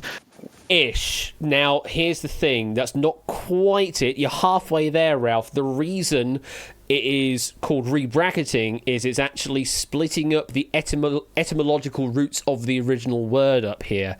Helicopter, yes, that's the root word for rufflecopter in this case, but that actually comes from helico and pater. Yeah, exactly. That's the original etymological roots for that word. Exactly. So it should be, if you're replacing part of that, a bracket of that word, you're only replacing either helico or pater. But in this case, we're actually splitting it in the middle and replacing the helic rather than the helico. So it's rebracketing the word and chucking a different prefix on it. So rufflecopter, when really it should be rufflepter if you're actually properly doing it. But pretty much these days, everybody just uses anything copter to mean sort of anything that's called sort of spinny, fly, that kind of thing. So that is the strict definition there of rebracketing. Anything else I can say on that? Nope, can't say anything else on that. Everything else is not rebracketed in any particular way. They're just concatenating things together to make other things. So at the end, that means, Mark, you are the winner. You go through to the duel finals. How do you feel? Relieved, really. Relieved? And, I mean, you did have the chips in hand. You still had 6 at the end of that duel. So, yeah, fair play on that one. How do you feel going against Ben in a moment? Well, he's been just as lucky as I've been. Mm-hmm. Well, so it could be a toss-up. Could be a toss-up, and very different gameplay between the two of you as well, so we'll see how this one goes. Ralph, unfortunately, just got eliminated there on the Rufflecopter. It's a tough way to go, I must be said. But thank you very much for participating in Duel Season 5 in the centre stage, and you will get a prize for getting to the semi-finals. How do you feel there, Ralph? Well, fair play to... fair play to Ben and fair play to Mark. I wish you all the luck of the world in the finals. It's been a real pleasure to play here, and I just want to say this. Tipster belongs in this seat, but he couldn't make it. So, in that regard, I'm happy to split my prize money equally with Tip. Oh, that's very, very kind of you to do that. That's very, very kind. Well, I'm sure Tip would be absolutely over the moon to hear that. And that is very generous of you to do so, Ralph. So thank you for that. And I mean, it's your prize money to do how you wish. So if you want to split it, that's absolutely fine. And I'll try and figure out how to split that, because it's not quite in the rule books there. So I might just give you the money and then you do it yourself. But I was thinking that as well. If Tip is okay with that, then by all means. But yes, you can sort that out, and yeah, we'll figure out all the prize payout afterwards over the weekend or so. Ralph, thank you very much for playing in Duel Season 5. I hope you had fun. Very much so. Lovely. Until the next time, take care, Ralph, and we'll see you later. Bye-bye. Bye-bye. Thank you. And here we go. Into the grand finals we go. Let me update the website proper. You can now register to play in the final duel of Duel Season 5. VFIN is the room code for those that are interested in joining along for a bit of fun. Oh boy! This is it. The last duel between Mark and Ben. Who do we think in chat? Who do we think is going to win this duel? Who's going to be the victor of Duel Season 5? I know you've already made your predictions. I should actually have a look at the bracket predictions on Challenge to see how that's currently standing right now.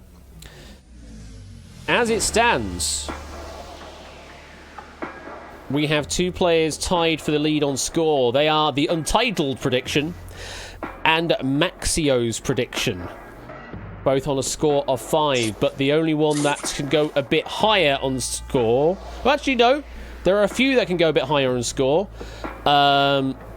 Untitled can get to 9. 3 and Done can get to 8. Untitled can get to 8. And the correct prediction, even if it isn't, could get to 8. If the predictions go their particular way on the final duel. And the winner will receive 0.1 garnets. Thanks, Score. Quiz, of course, is the winner, yes. Each garnet being £1,000, yes. So, yeah. So, 0.1 would be £100. There we go. We have done the exchange rate correctly there. Can I play, says Arun? No, you've seen the questions. You stacked the questions. You're not allowed to play the questions. Step it up. You can, though. Yeah, absolutely. You can play along. Join in on the website, duel.hbweb.co.uk. Log in with your Twitch account, and you can, of course, play along for a bit of fun. Just the proofers and the writers can't because they've seen the questions already. But I think Ben is ready to go. So let me make sure we're on to the final game. Load it up. Let's bring Ben in for the final duel of Duel Season 5. Oh, we're here, folks.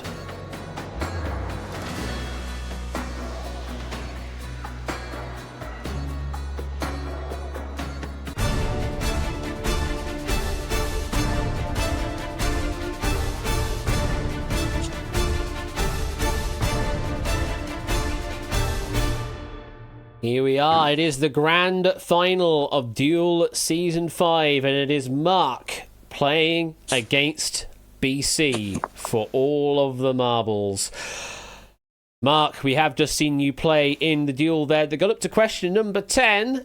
You did end up with six chips still in your stack, which is quite phenomenal, it must be said. A phenomenal amount still having your stack at the end of the duel. Do you think you can still go the distance for this final duel and defeat Ben for the ultimate crown? Well, maybe. I hope so. You hope so. Well, we'll see what happens. Ben, how have you been feeling watching that duel go on there with Mark still holding 6 chips in hand by 10 questions time? There's only one word in my mind right now. Survive. Survive. How did you fare on those questions, Ben? Sort of playing along on that one. Certainly didn't know the last one, and to any extent. Probably did prefer getting the first semi-finals questions as opposed to the second overall. Okay, yeah. Well, I'm basically going to need, hopefully, there's a couple of questions here Mark just really, really doesn't know, because if not, I am in. I think I'm going to be behind probably for a lot of this duel. So it really is going to come down to, is the moment where it flips coming before the end or not? That's going to be the question, because I think I will be coming from behind the whole way on this one. Well, we'll see how it all plays out. I wish you two the best of luck. A final summary of everything. Each player has, of course, 10 chips, 3 minutes, and those 2 very critical accelerators. I've just updated the website now, so you should now be able to refresh and get to the game screen proper. Make your chips count. You've only got 10 of them until the end. This is it, your final 10 chips of the duel tournament. Mark, are you ready to play? Yes, sir. Ben, are you ready to play? I am. The championship of Duel Season 5. Let's duel. Good luck. Good luck to you too. Good luck. Here comes question number 1. You're in the final. Well done, both of you. What's the maximum number of duels you could have won to get here? The number of Pokemon games, the number of Frida Kahlo self-portraits, the number of seasons in a year, the number of metals in the periodic table.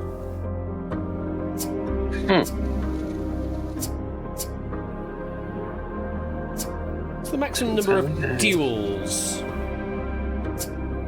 Might not strictly be talking about warm-ups, but we are talking number of duels. Duels as in middle. Centre stage. Okay. So that.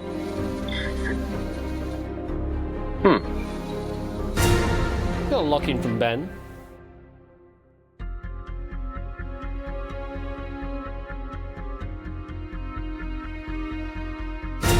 And locking from Mark.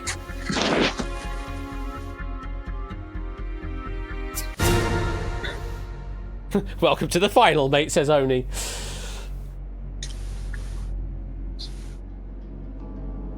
Both of you took quite a bit of time, it must be said.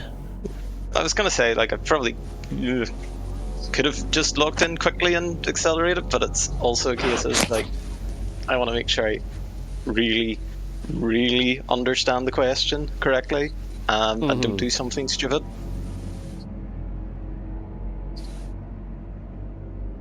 Let's drop the screen and see what's happened. Could we have a one-question duel? Certainly could be possible. There is an answer here that no one's covered. There are two answers here that only one of you is covered. And there is one answer that you've all covered. I have to have blundered the Maz question, and please goodness, I hope I haven't done that. So you've both gone with C, the number of seasons in a year. Mark, you've also covered the number of Frida Kahlo self-portraits and the number of metals in the periodic table. Neither of you have covered the number of Pokemon games. Ben, why did you go with C? I mean, I've won 4 duels to get here. I don't believe there's any way I could have played more duels than that. In the like definitely in the center. Which means I'm pretty sure it's this. Also, I'm really curious to hear who had to proof A, because I imagine A could mean so many numbers. So I'm looking forward to hearing this in a minute. Yeah, I presume it is just like, it's question 1, don't overthink it, it's 4. Sure. Mark, you did cover all but the number of Pokemon games. Why did you spread here? Yeah, well, let's see.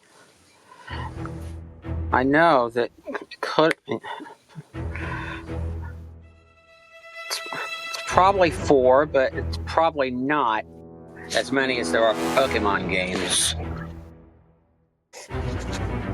Because there are a lot of them. And I didn't win that many duels. Okay. Well, if the answer is C, number of seasons in a year, then we continue on. If it's anything else, as he's drawing for tension here, if it's anything else, then the final of our tournament is a one-question duel. Maybe 2 if we go to sudden death, I suppose, if you count that as a second question. Could it possibly end so soon, right? Don't do this to me.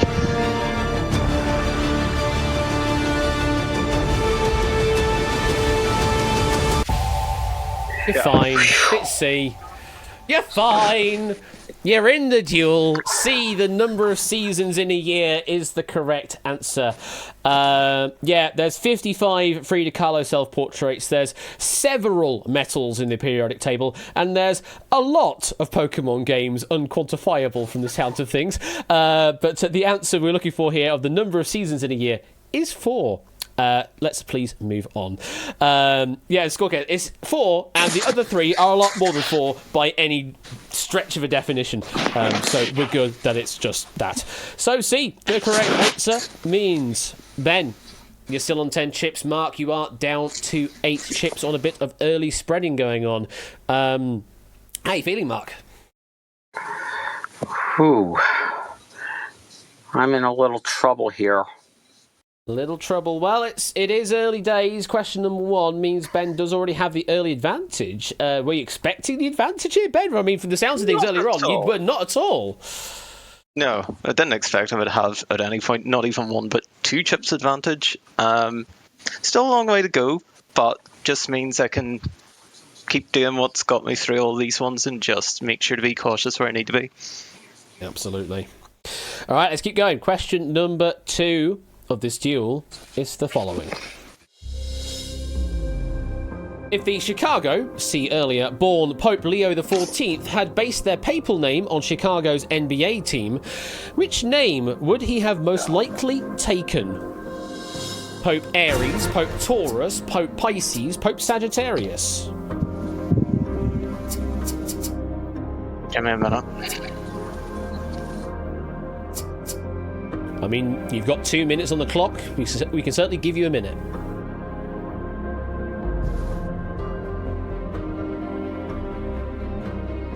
If the Chicago-born Pope Leo XIV had based their papal name on Chicago's NBA team, there's the lock-in.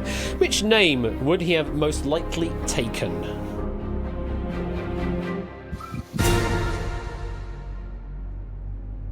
Okay.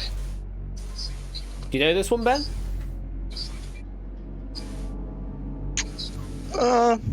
Maybe. Maybe. What do you reckon, What does Mark Mark? think I've done? Yeah, Mark, what do you think? What's happened? What do you think's happened? Well, I know the Chicago Bulls, and it's sure. Maybe maybe Ben didn't know it, so maybe you've got one or two. Maybe one or two. I think that's the longest accelerator bait I've ever seen, to be honest. That must have been an accelerator bait, Ben, there, surely. Oh, of course. Of course. Is it the Taurus? Yeah, it is the Taurus. As you Yeah. said earlier, the Chicago Bulls are Chicago's NBA team. Aries would be the Rams, such as Los Angeles in the wrong sport, whereas both Fish, Pisces, and Centaur, Sagittarius aren't yet used. No, you never know. But yeah, that was that. Gives new meaning to the phrase "a papal bull." Very much so. So, yeah, probably the longest accelerator bait I've ever seen, but maybe, Ben, you don't need more than 20 seconds on any question, so who cares about wasting the time, eh? It's fun to vary it up and be a bit of random. It's certainly taught me at least. Certainly in comparison to how the times have played out in the previous duel, where they were in the seconds after 8 questions have been played, and now we've already expired 65 seconds on your clock and 49 seconds over on Mark's clock, and it's only a couple of questions in. I was going to say we used it all up on question 1, basically, more than we pretty did in the much, last yeah. duel. Pretty much, yeah. But that's how it goes. It's the strategy of the game. Let's move on to question number 3, which is the following. Which of these is not the name of a common weight loss treatment? Orlistat, Wegovy, Mounjaro, Dystopic. I think I pronounced those okay. That was lucky. That was lucky for me there. That was lucky. Why do you say that? Because the accelerator button grayed out just before I was about to hit it. Oh, okay. Did not end up playing it, but we will see how that shakes out. Once again, we've got a single chip in play over on Mark's side this time. A single chip of D, Dystopic. Ben, you have covered absolutely everything, so you're guaranteed safe through. You got any clue on this one, Ben?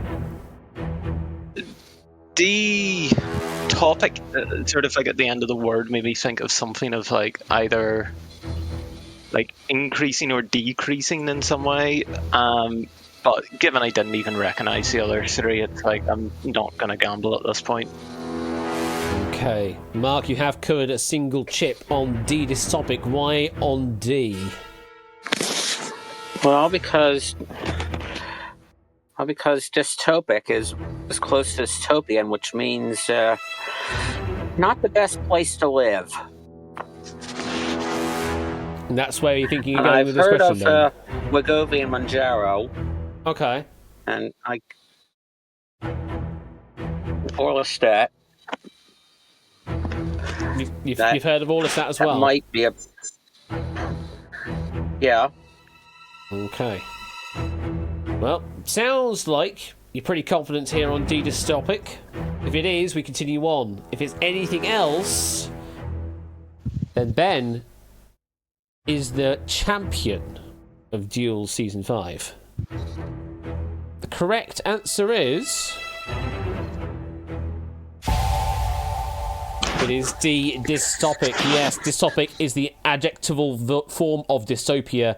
Manjaro and Wegovy make you feel fuller and reduce cravings. All the stats reduces how much fat is actually absorbed from the food. So different ways of achieving the weight loss treatment for those three. But nothing for dystopic. Very different thing indeed. So... Both getting it right. Mark, you now have chip advantage by 1. 8 plays 7. How are you feeling at the moment then, Mark? You've regained the advantage back. Yeah. Well, that was lucky. That was lucky, you say? It was lucky that Ben didn't know his weight loss drugs. Fair enough. I'm guessing that it's just something you've not really considered before, Ben, eh? Not even just didn't even recognize. Like, it's not even I've seen any like advertised or anything, like even coming across it in reading. So as I said, I feel like I was lucky because I still have an extra accelerator that could have very easily just been wasted there. So I'm again feeling quite positive about where I am at right now. All right. Let's keep this going then. Question number 4 of this final duel is the following. The Chrysler building was designed in which architectural style? Art Deco, Brutalist, Baroque, Rococo.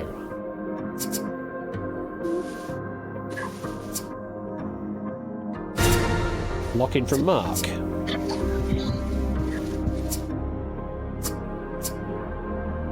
The Chrysler building was designed in which architectural style? The Art Deco, Brutalist, Baroque or Baroque, or Rococo? Just 2 players yet to lock in. One of being Ben now has locked in. Just 1 remaining audience member.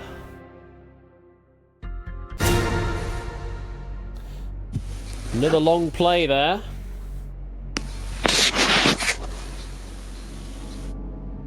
Well, I know what I don't want to see on that side of the table. What do you not want to see? 1 chip on the answer I haven't covered. But So I do need to... I basically have to start saving chips somewhere here to have any chance. So you haven't covered them all then? No. Let's drop the screen then and see what's happened. Okay. So, Mark has covered absolutely everything here. Is guaranteed safe through on the question. You've gone with A, B, C, D. Ben, you did cover everything but Art Deco. Why did you go with everything but Art Deco there, Ben? Because I'm trying to think, like, as big buildings, like how many buildings I think around the world are like the big ones, which are almost like skyscrapers, like, and I think of them as Art Deco, and it's I don't. I'm trying to remember in my mind, is this the one with like bluish glass, or is it the one which looks like more stony coloured? Because if it's the stony coloured one, like I think if I had to put on one here and only one, Brutalist calls out to me slightly more than the others. But that's it. Okay. Mark, you have covered absolutely everything, so you're not particularly confident? Not really. I was torn between. I was pretty sure it was Art Deco or something like that, because the Empire State Building was in a similar style, but I couldn't bring myself to go just the one. Okay, so you ended up covering 4 then, rather than just the 1. Yeah. Alright. Ben, how are you feeling that Mark said that he would prefer going on Art Deco if he did go with the 1 chip? Not great. Not great, but it's... I can live with a go out on this. I'm still happy I played it, like, I think the right way for the situation I'm in. Well, if the answer is A, Art Deco, Mark, you are the champion of Duel Season 5. If the answer is B, Brutalist, C, Baroque, or D, Rococo, this deal will continue on. The correct answer is...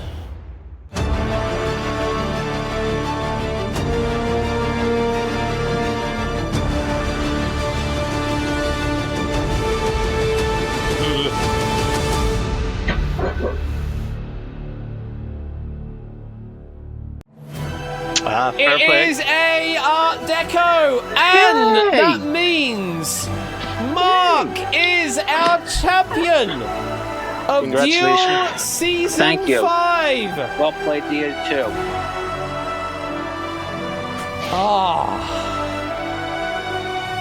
That Good is game, how everybody. Duel goes sometimes.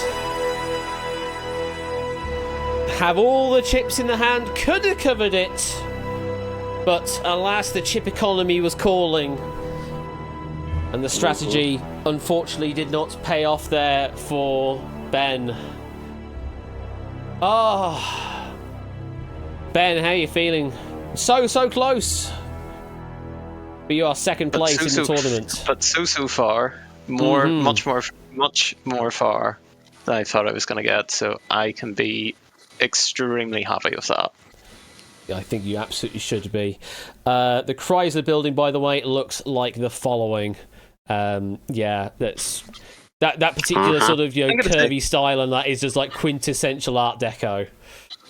To be honest, you could have shown me that photo for the question, and I think there's actually ways I still would have left Art Deco off. I'll be honest. Like architecture's not my sort of thing. So, even if you'd shown me it, I actually think that probably would have even maybe more likely to take off A. And I was sort of flicking the button off and on A, right up till locked in.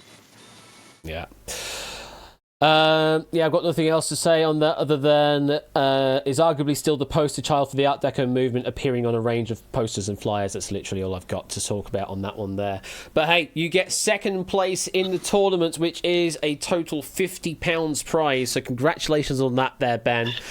Thank you. Mark, you are the winner and champion of Duel Season 5. How are you feeling? Whoa, fine. I didn't. I would have been happy to win with just win £5. To be honest. You've played incredibly well throughout the entire tournament, constantly been in the top echelons on many of the warm-up, many of the audience games, and you've just had a really, really strong performance here in the centre stage as well. Really just asserting dominance throughout. Nothing could really pick fault on that. You are the champion, means you are a winner of a £100 prize as well from the tournament there. So what are you going to put that £100 towards, I wonder?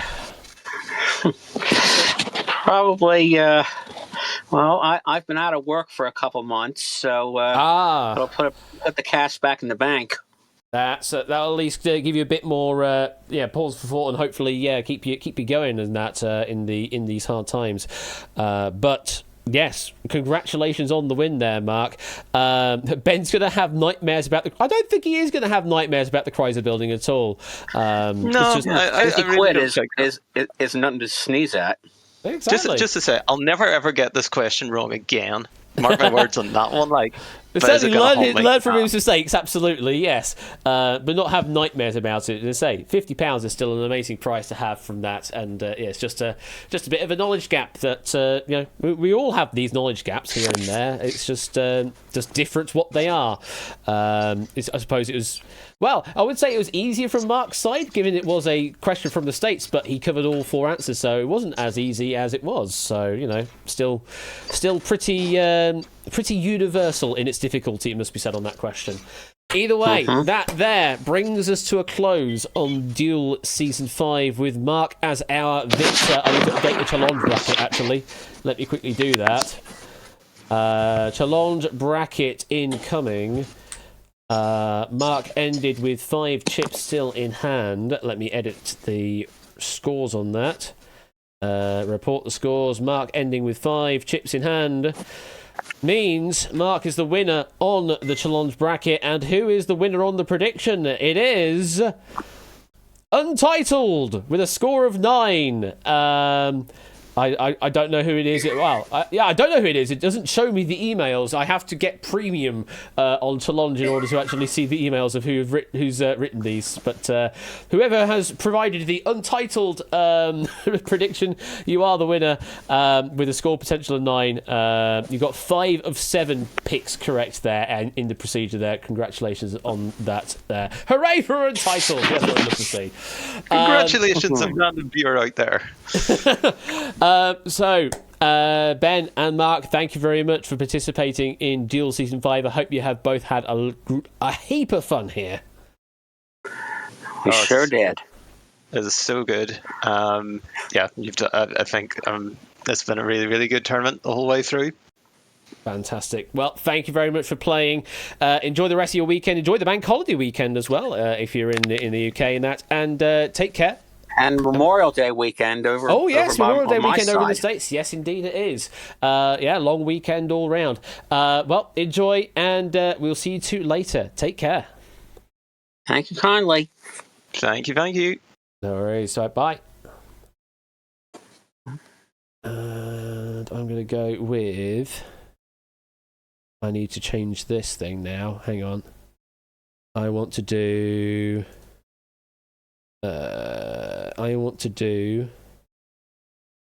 that one. Go and press that button. That there is the end of Duel Season. Oh. Thank you, headphones. I'm like, why has my music stopped? No, it hasn't. The stream is fine. Just my headphones decided to cut out. Now there is the end of Duel Season 5. I hope you enjoyed your time with Duel Season 5. Thank you to all of the participants of this tournament. Thank you to all of the question writers, the question proofers, the question stackers. Thank you also to Tipster for doing video editing work. May also be doing some video editing work as a highlights reel for the end of the tournament as well. Thank you also to 8Minky and Score for being my right-hand men in the adjudicating sector, managing the tournament and keeping it all afloat. That is Duel Season 5. And yes, if you have any feedback about the tournament, then feel free to share that with Score or myself, and there may be a return of Duel for a 6th visit. I don't know what I'll do with the styling of it. We were happy with 4 being Duel for all. That was a nice, clever thing. And then this one replacing the U with a V for Duel was a clever thing. What the hell we do with 6, I don't know. Dare we go into the uncharted territory of 6-way duels? God. Think of the bestigons on that. There's no way we're doing 6-way duels. I mean, we do royales, that's fine. Duel royales kind of work in their own thing. But 6-way duels? That's a bit crazy. Please don't change the tournament format. It's been fabulous this year. 6-way deals with a giant hourglass in the background? No. 3 simultaneous duels at once. What? This isn't the snooker. We'll figure something out. It may be just do what we've just done because it kind of worked. We saw that the duel scores at the end of the tournament, certainly in the qualifying phase, were incredibly tight, but did correctly balance out for the performances that were played out as well. There wasn't really much metering of the game, as it were. It all kind of balanced out quite nicely. It was a really good structure, I would say. And they entirely have Score and 8 Minky to thank for the construction of that tournament format. I very much was taking a back seat on that. I went, yeah, it looks all right. It wasn't really my decision on that one. It very much was a case of Score and Ape going back and forth on the format. Especially as we were trying to get the V symbology into a lot of that, so everything was sort of in fives. That's why there were 5 episodes in the qualifiers. And why there was 5 questions in the warm-up as well, because there's just this whole 5 theme going throughout. So I guess we need to figure out how we're going to do 6 as a theming mechanism in Duel Season 6. Duel 6, Revenge of the Chips. No. We'll figure something out at some point. But yeah. That is the end of this Duel Season tournament. The next tournament that I'm intending on playing is hopefully a Poker Face tournament. There's your 6s in Poker Face. But that's going to be much later on in the year. Definitely not happening anytime soon. It's going to be more the case of like September, October time, maybe even later than that still. But that will be the next tournament game that we will be playing out is Poker Face tournament. Because I know there's a lot of interest for that game. I know I've got at least 2 packs of Poker Face we need to play out as well. So we will get around to doing that, and I feel that a Poker Face tournament would be really, really good fun. Even if we don't go full format like they did, because they would have had 36 players in, 36 Poker Faces across 7 episodes. Maybe we won't have enough questions to be able to do all of that. Well, we would have to have basically 7 entire packs worth. And that's a lot of questions to write for that. If we don't have that, then we could maybe scale it down to be like 5 a game. So that would be 25 players that get to play in. Maybe something like that. So it could be like a 25-way tournament of sorts, but we'll figure that out, and we could maybe extend it further rather than 6 per and make it 36. We could go longer. Poker Face, yeah, there you go. Put the V in Put the V in Poker Face. But there's all sorts of stuff still to do in Quiz Night before then. Anyway, I need to get back to doing regular schedule stuff. So yeah, we've got regular. Oh, hello. We have noise. In fact, Pyro Pygmy with the 49-month resub there. Thank you very much for that, Pyro. Appreciate that. I hope you've enjoyed this episode of Quiz Night and the conclusion and finale of Duel Season 5. Yeah, we've got regular schedule stuff back in flow on Wednesday. I forget what it is exactly on the docket. I think there's some drop. I think there's some wipeout.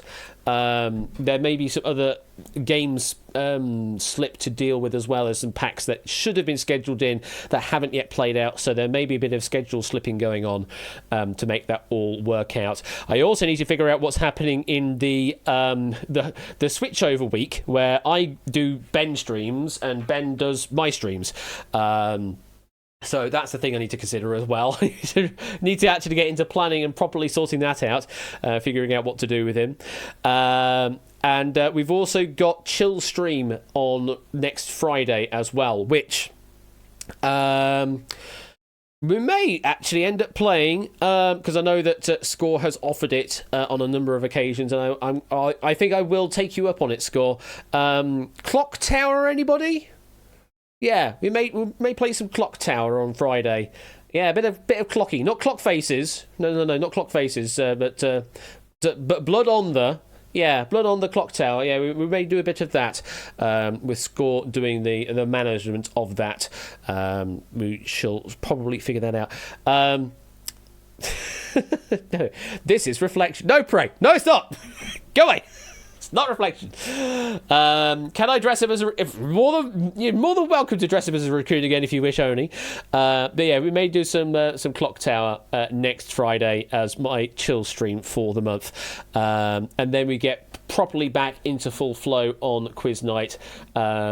as I say, it's scheduled to be confirmed, as I need to make sure I know what I'm actually doing, because we've got currently 1,000 Heartbeats scheduled for then, and I don't know if all of the questions have come back for that yet, so may not be that, depends on things. And then there's a Redacted catch-up on, another Redacted to play out, and a Secret Fortune coming up soon as well. Yeah, there's a lot of stuff that it could be that's happening very, very soon, or it might not be. Also depends. And I think one of these TBCs that I've got is going to be a no streamer anyway, because I'm going to be playing away outside of Sheffield for a weekend, so which actually requires me to have an overnight stay somewhere. Ooh, fancy! I know it's a Travelodge. No, it's not a Travelodge. It's a Premier Inn. Even better. At my expense. How does that work? I'm hoping I'm going to get it refunded back. It shouldn't be at my expense to stay at the place.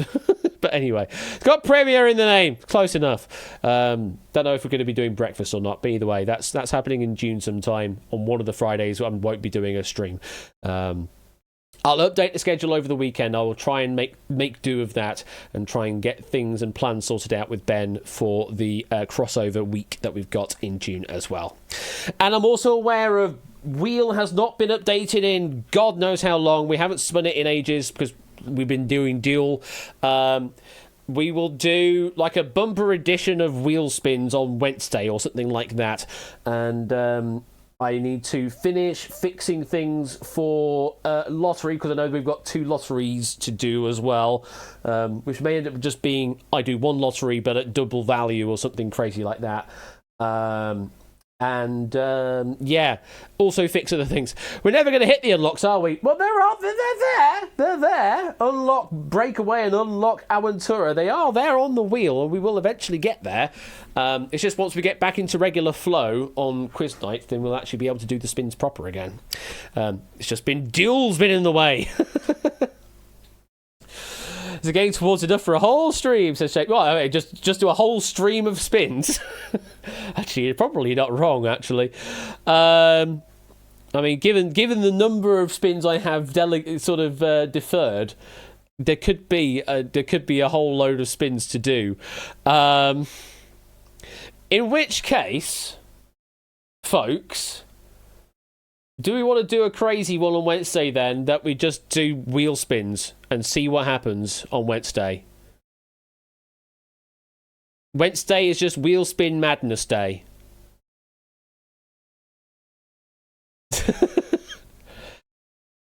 Shall we say, because obviously there's loads of wheel spins to deal with, would you be okay with basically setting a strict timeline for the stream episode? So say you have 2.5 hours to do wheel spins, and we'll just do a wheel spin, resolve it, wheel spin, resolve it, until 2.5 hours are up. And we call that as caught up. Because I worry that my usual way of resolving multiple spins is to stack them all in one and then see what happens. I don't know how that would work with like 7 or 8 wheel spins stacked on top of each other. Whereas at least doing individual spins and resolving that one each time, at least I know that can work. So that is my offer, is we have 2.5 hours on the clock, starting at 8 p.m. sharp, we'll say, and we'll just do spin, do the thing, spin, do the thing, and then once it hits the 2.5 hour mark, that's it. We do no more. Which means we could just do marble, then marble, then marble, then marble, or we do unlock Aventura, and then unlock it again, and then unlock it again, and then unlock it again. Basically, a grind stream on the wheel, yeah, very much so. That is what I'm offering to you. What I will do is I'll in the grid mega stream, very much so. So what I'll do is I'll put a poll over in Discord, in the announcements channel, asking if you wish to agree to those terms or not. You know what? Let me do it now. Let me do the poll right now. Poll create. Wednesday. I need to write the terms out first. So for the upcoming Wednesday stream, my proposal is to run the stream for 2 hours 30 minutes and do nothing but wheel for that entire time in order to catch up with all of the wheel spins that I have deferred during the duel tournament gameplay.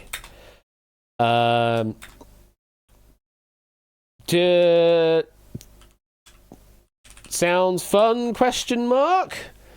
And then I will put a poll up on that. So poll question mark options yes no. Third option.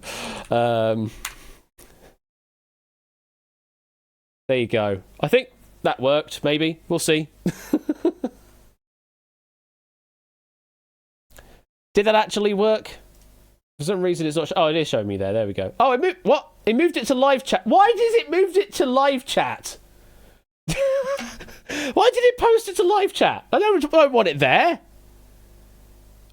Why is it in live chat? Because that's probably the default, isn't it? Excuse me. Excuse me. It's probably the default. Can I move it? Because it doesn't make sense in that context. Can I move it, please? Move it to announcements, please. Poll will be moved. Thank you. Poll has been moved. Original message has been deleted, but should be counted back over the other side. There we go. Cool. There we go. It has been moved. And done. Yes, thank you, Simpsons, Ned Flanders, etc. That's fine. I just like it's just whenever something opens up on the middle monitor, I'm just like, am I leaking things? Thankfully not. So do go and vote on that. If it's a no, I just go as it's currently scheduled, which is wipeout, etc. And we'll just do a regular spin of a wheel or whatever, and I'll figure out how to catch up. But if it does go to yes, which at the moment it is, but you know, we've still got days until it actually happens, then if it does happen, we will do an all-wheel Wednesday. And maybe I'll change some of these other wedges to be more interesting as well, to make that Wednesday a bit more of a treat.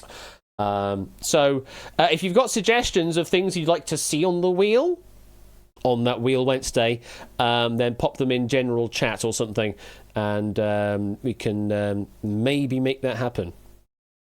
Depends.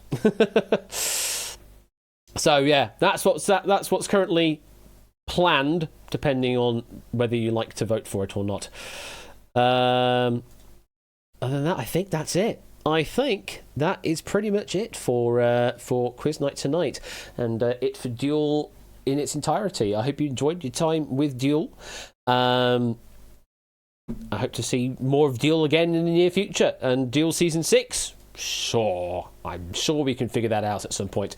When's it going to happen? Good question. Dunno. Maybe in 2031. What was the delay, the lag time between Duel for All and let me have a quick look on the website again. What was the lag between Duel for All and Duel 5? It was a 4-year lag, wasn't it? It was August of 2021, which was when Duel for All started, and we did this in 2025 in April. So yeah, it's like a 4-year lag. So based on that, 2029 then is when we will next get the next tournament to happen. So mark your calendars, 2029 March time. It will be when Duel Season 6 starts.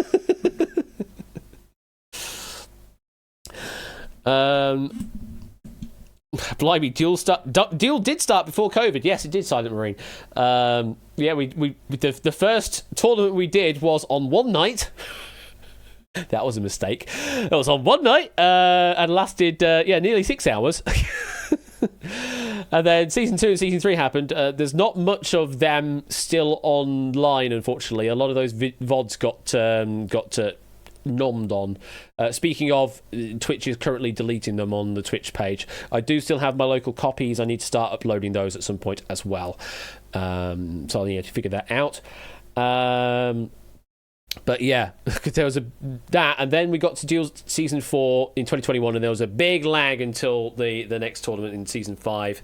Yeah, but we also had breakaway tournament in between then, so there were other prize paying tournaments.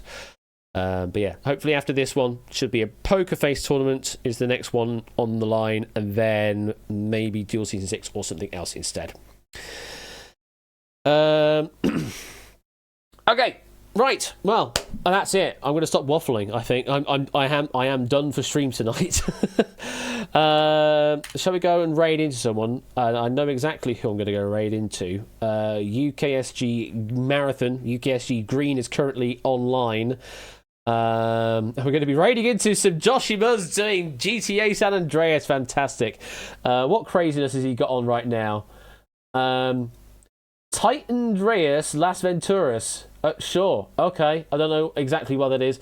Normally, Joshimas does really crazy modded versions of like San Andreas and things like that, and GTA 3, but maybe not as crazy as that. But anyway, we will go and raid over into UKSG Marathon. How much have they raised so far for Crisis? Oh, wow. 3,000. They've already raised 3,000 for Crisis. Fantastic.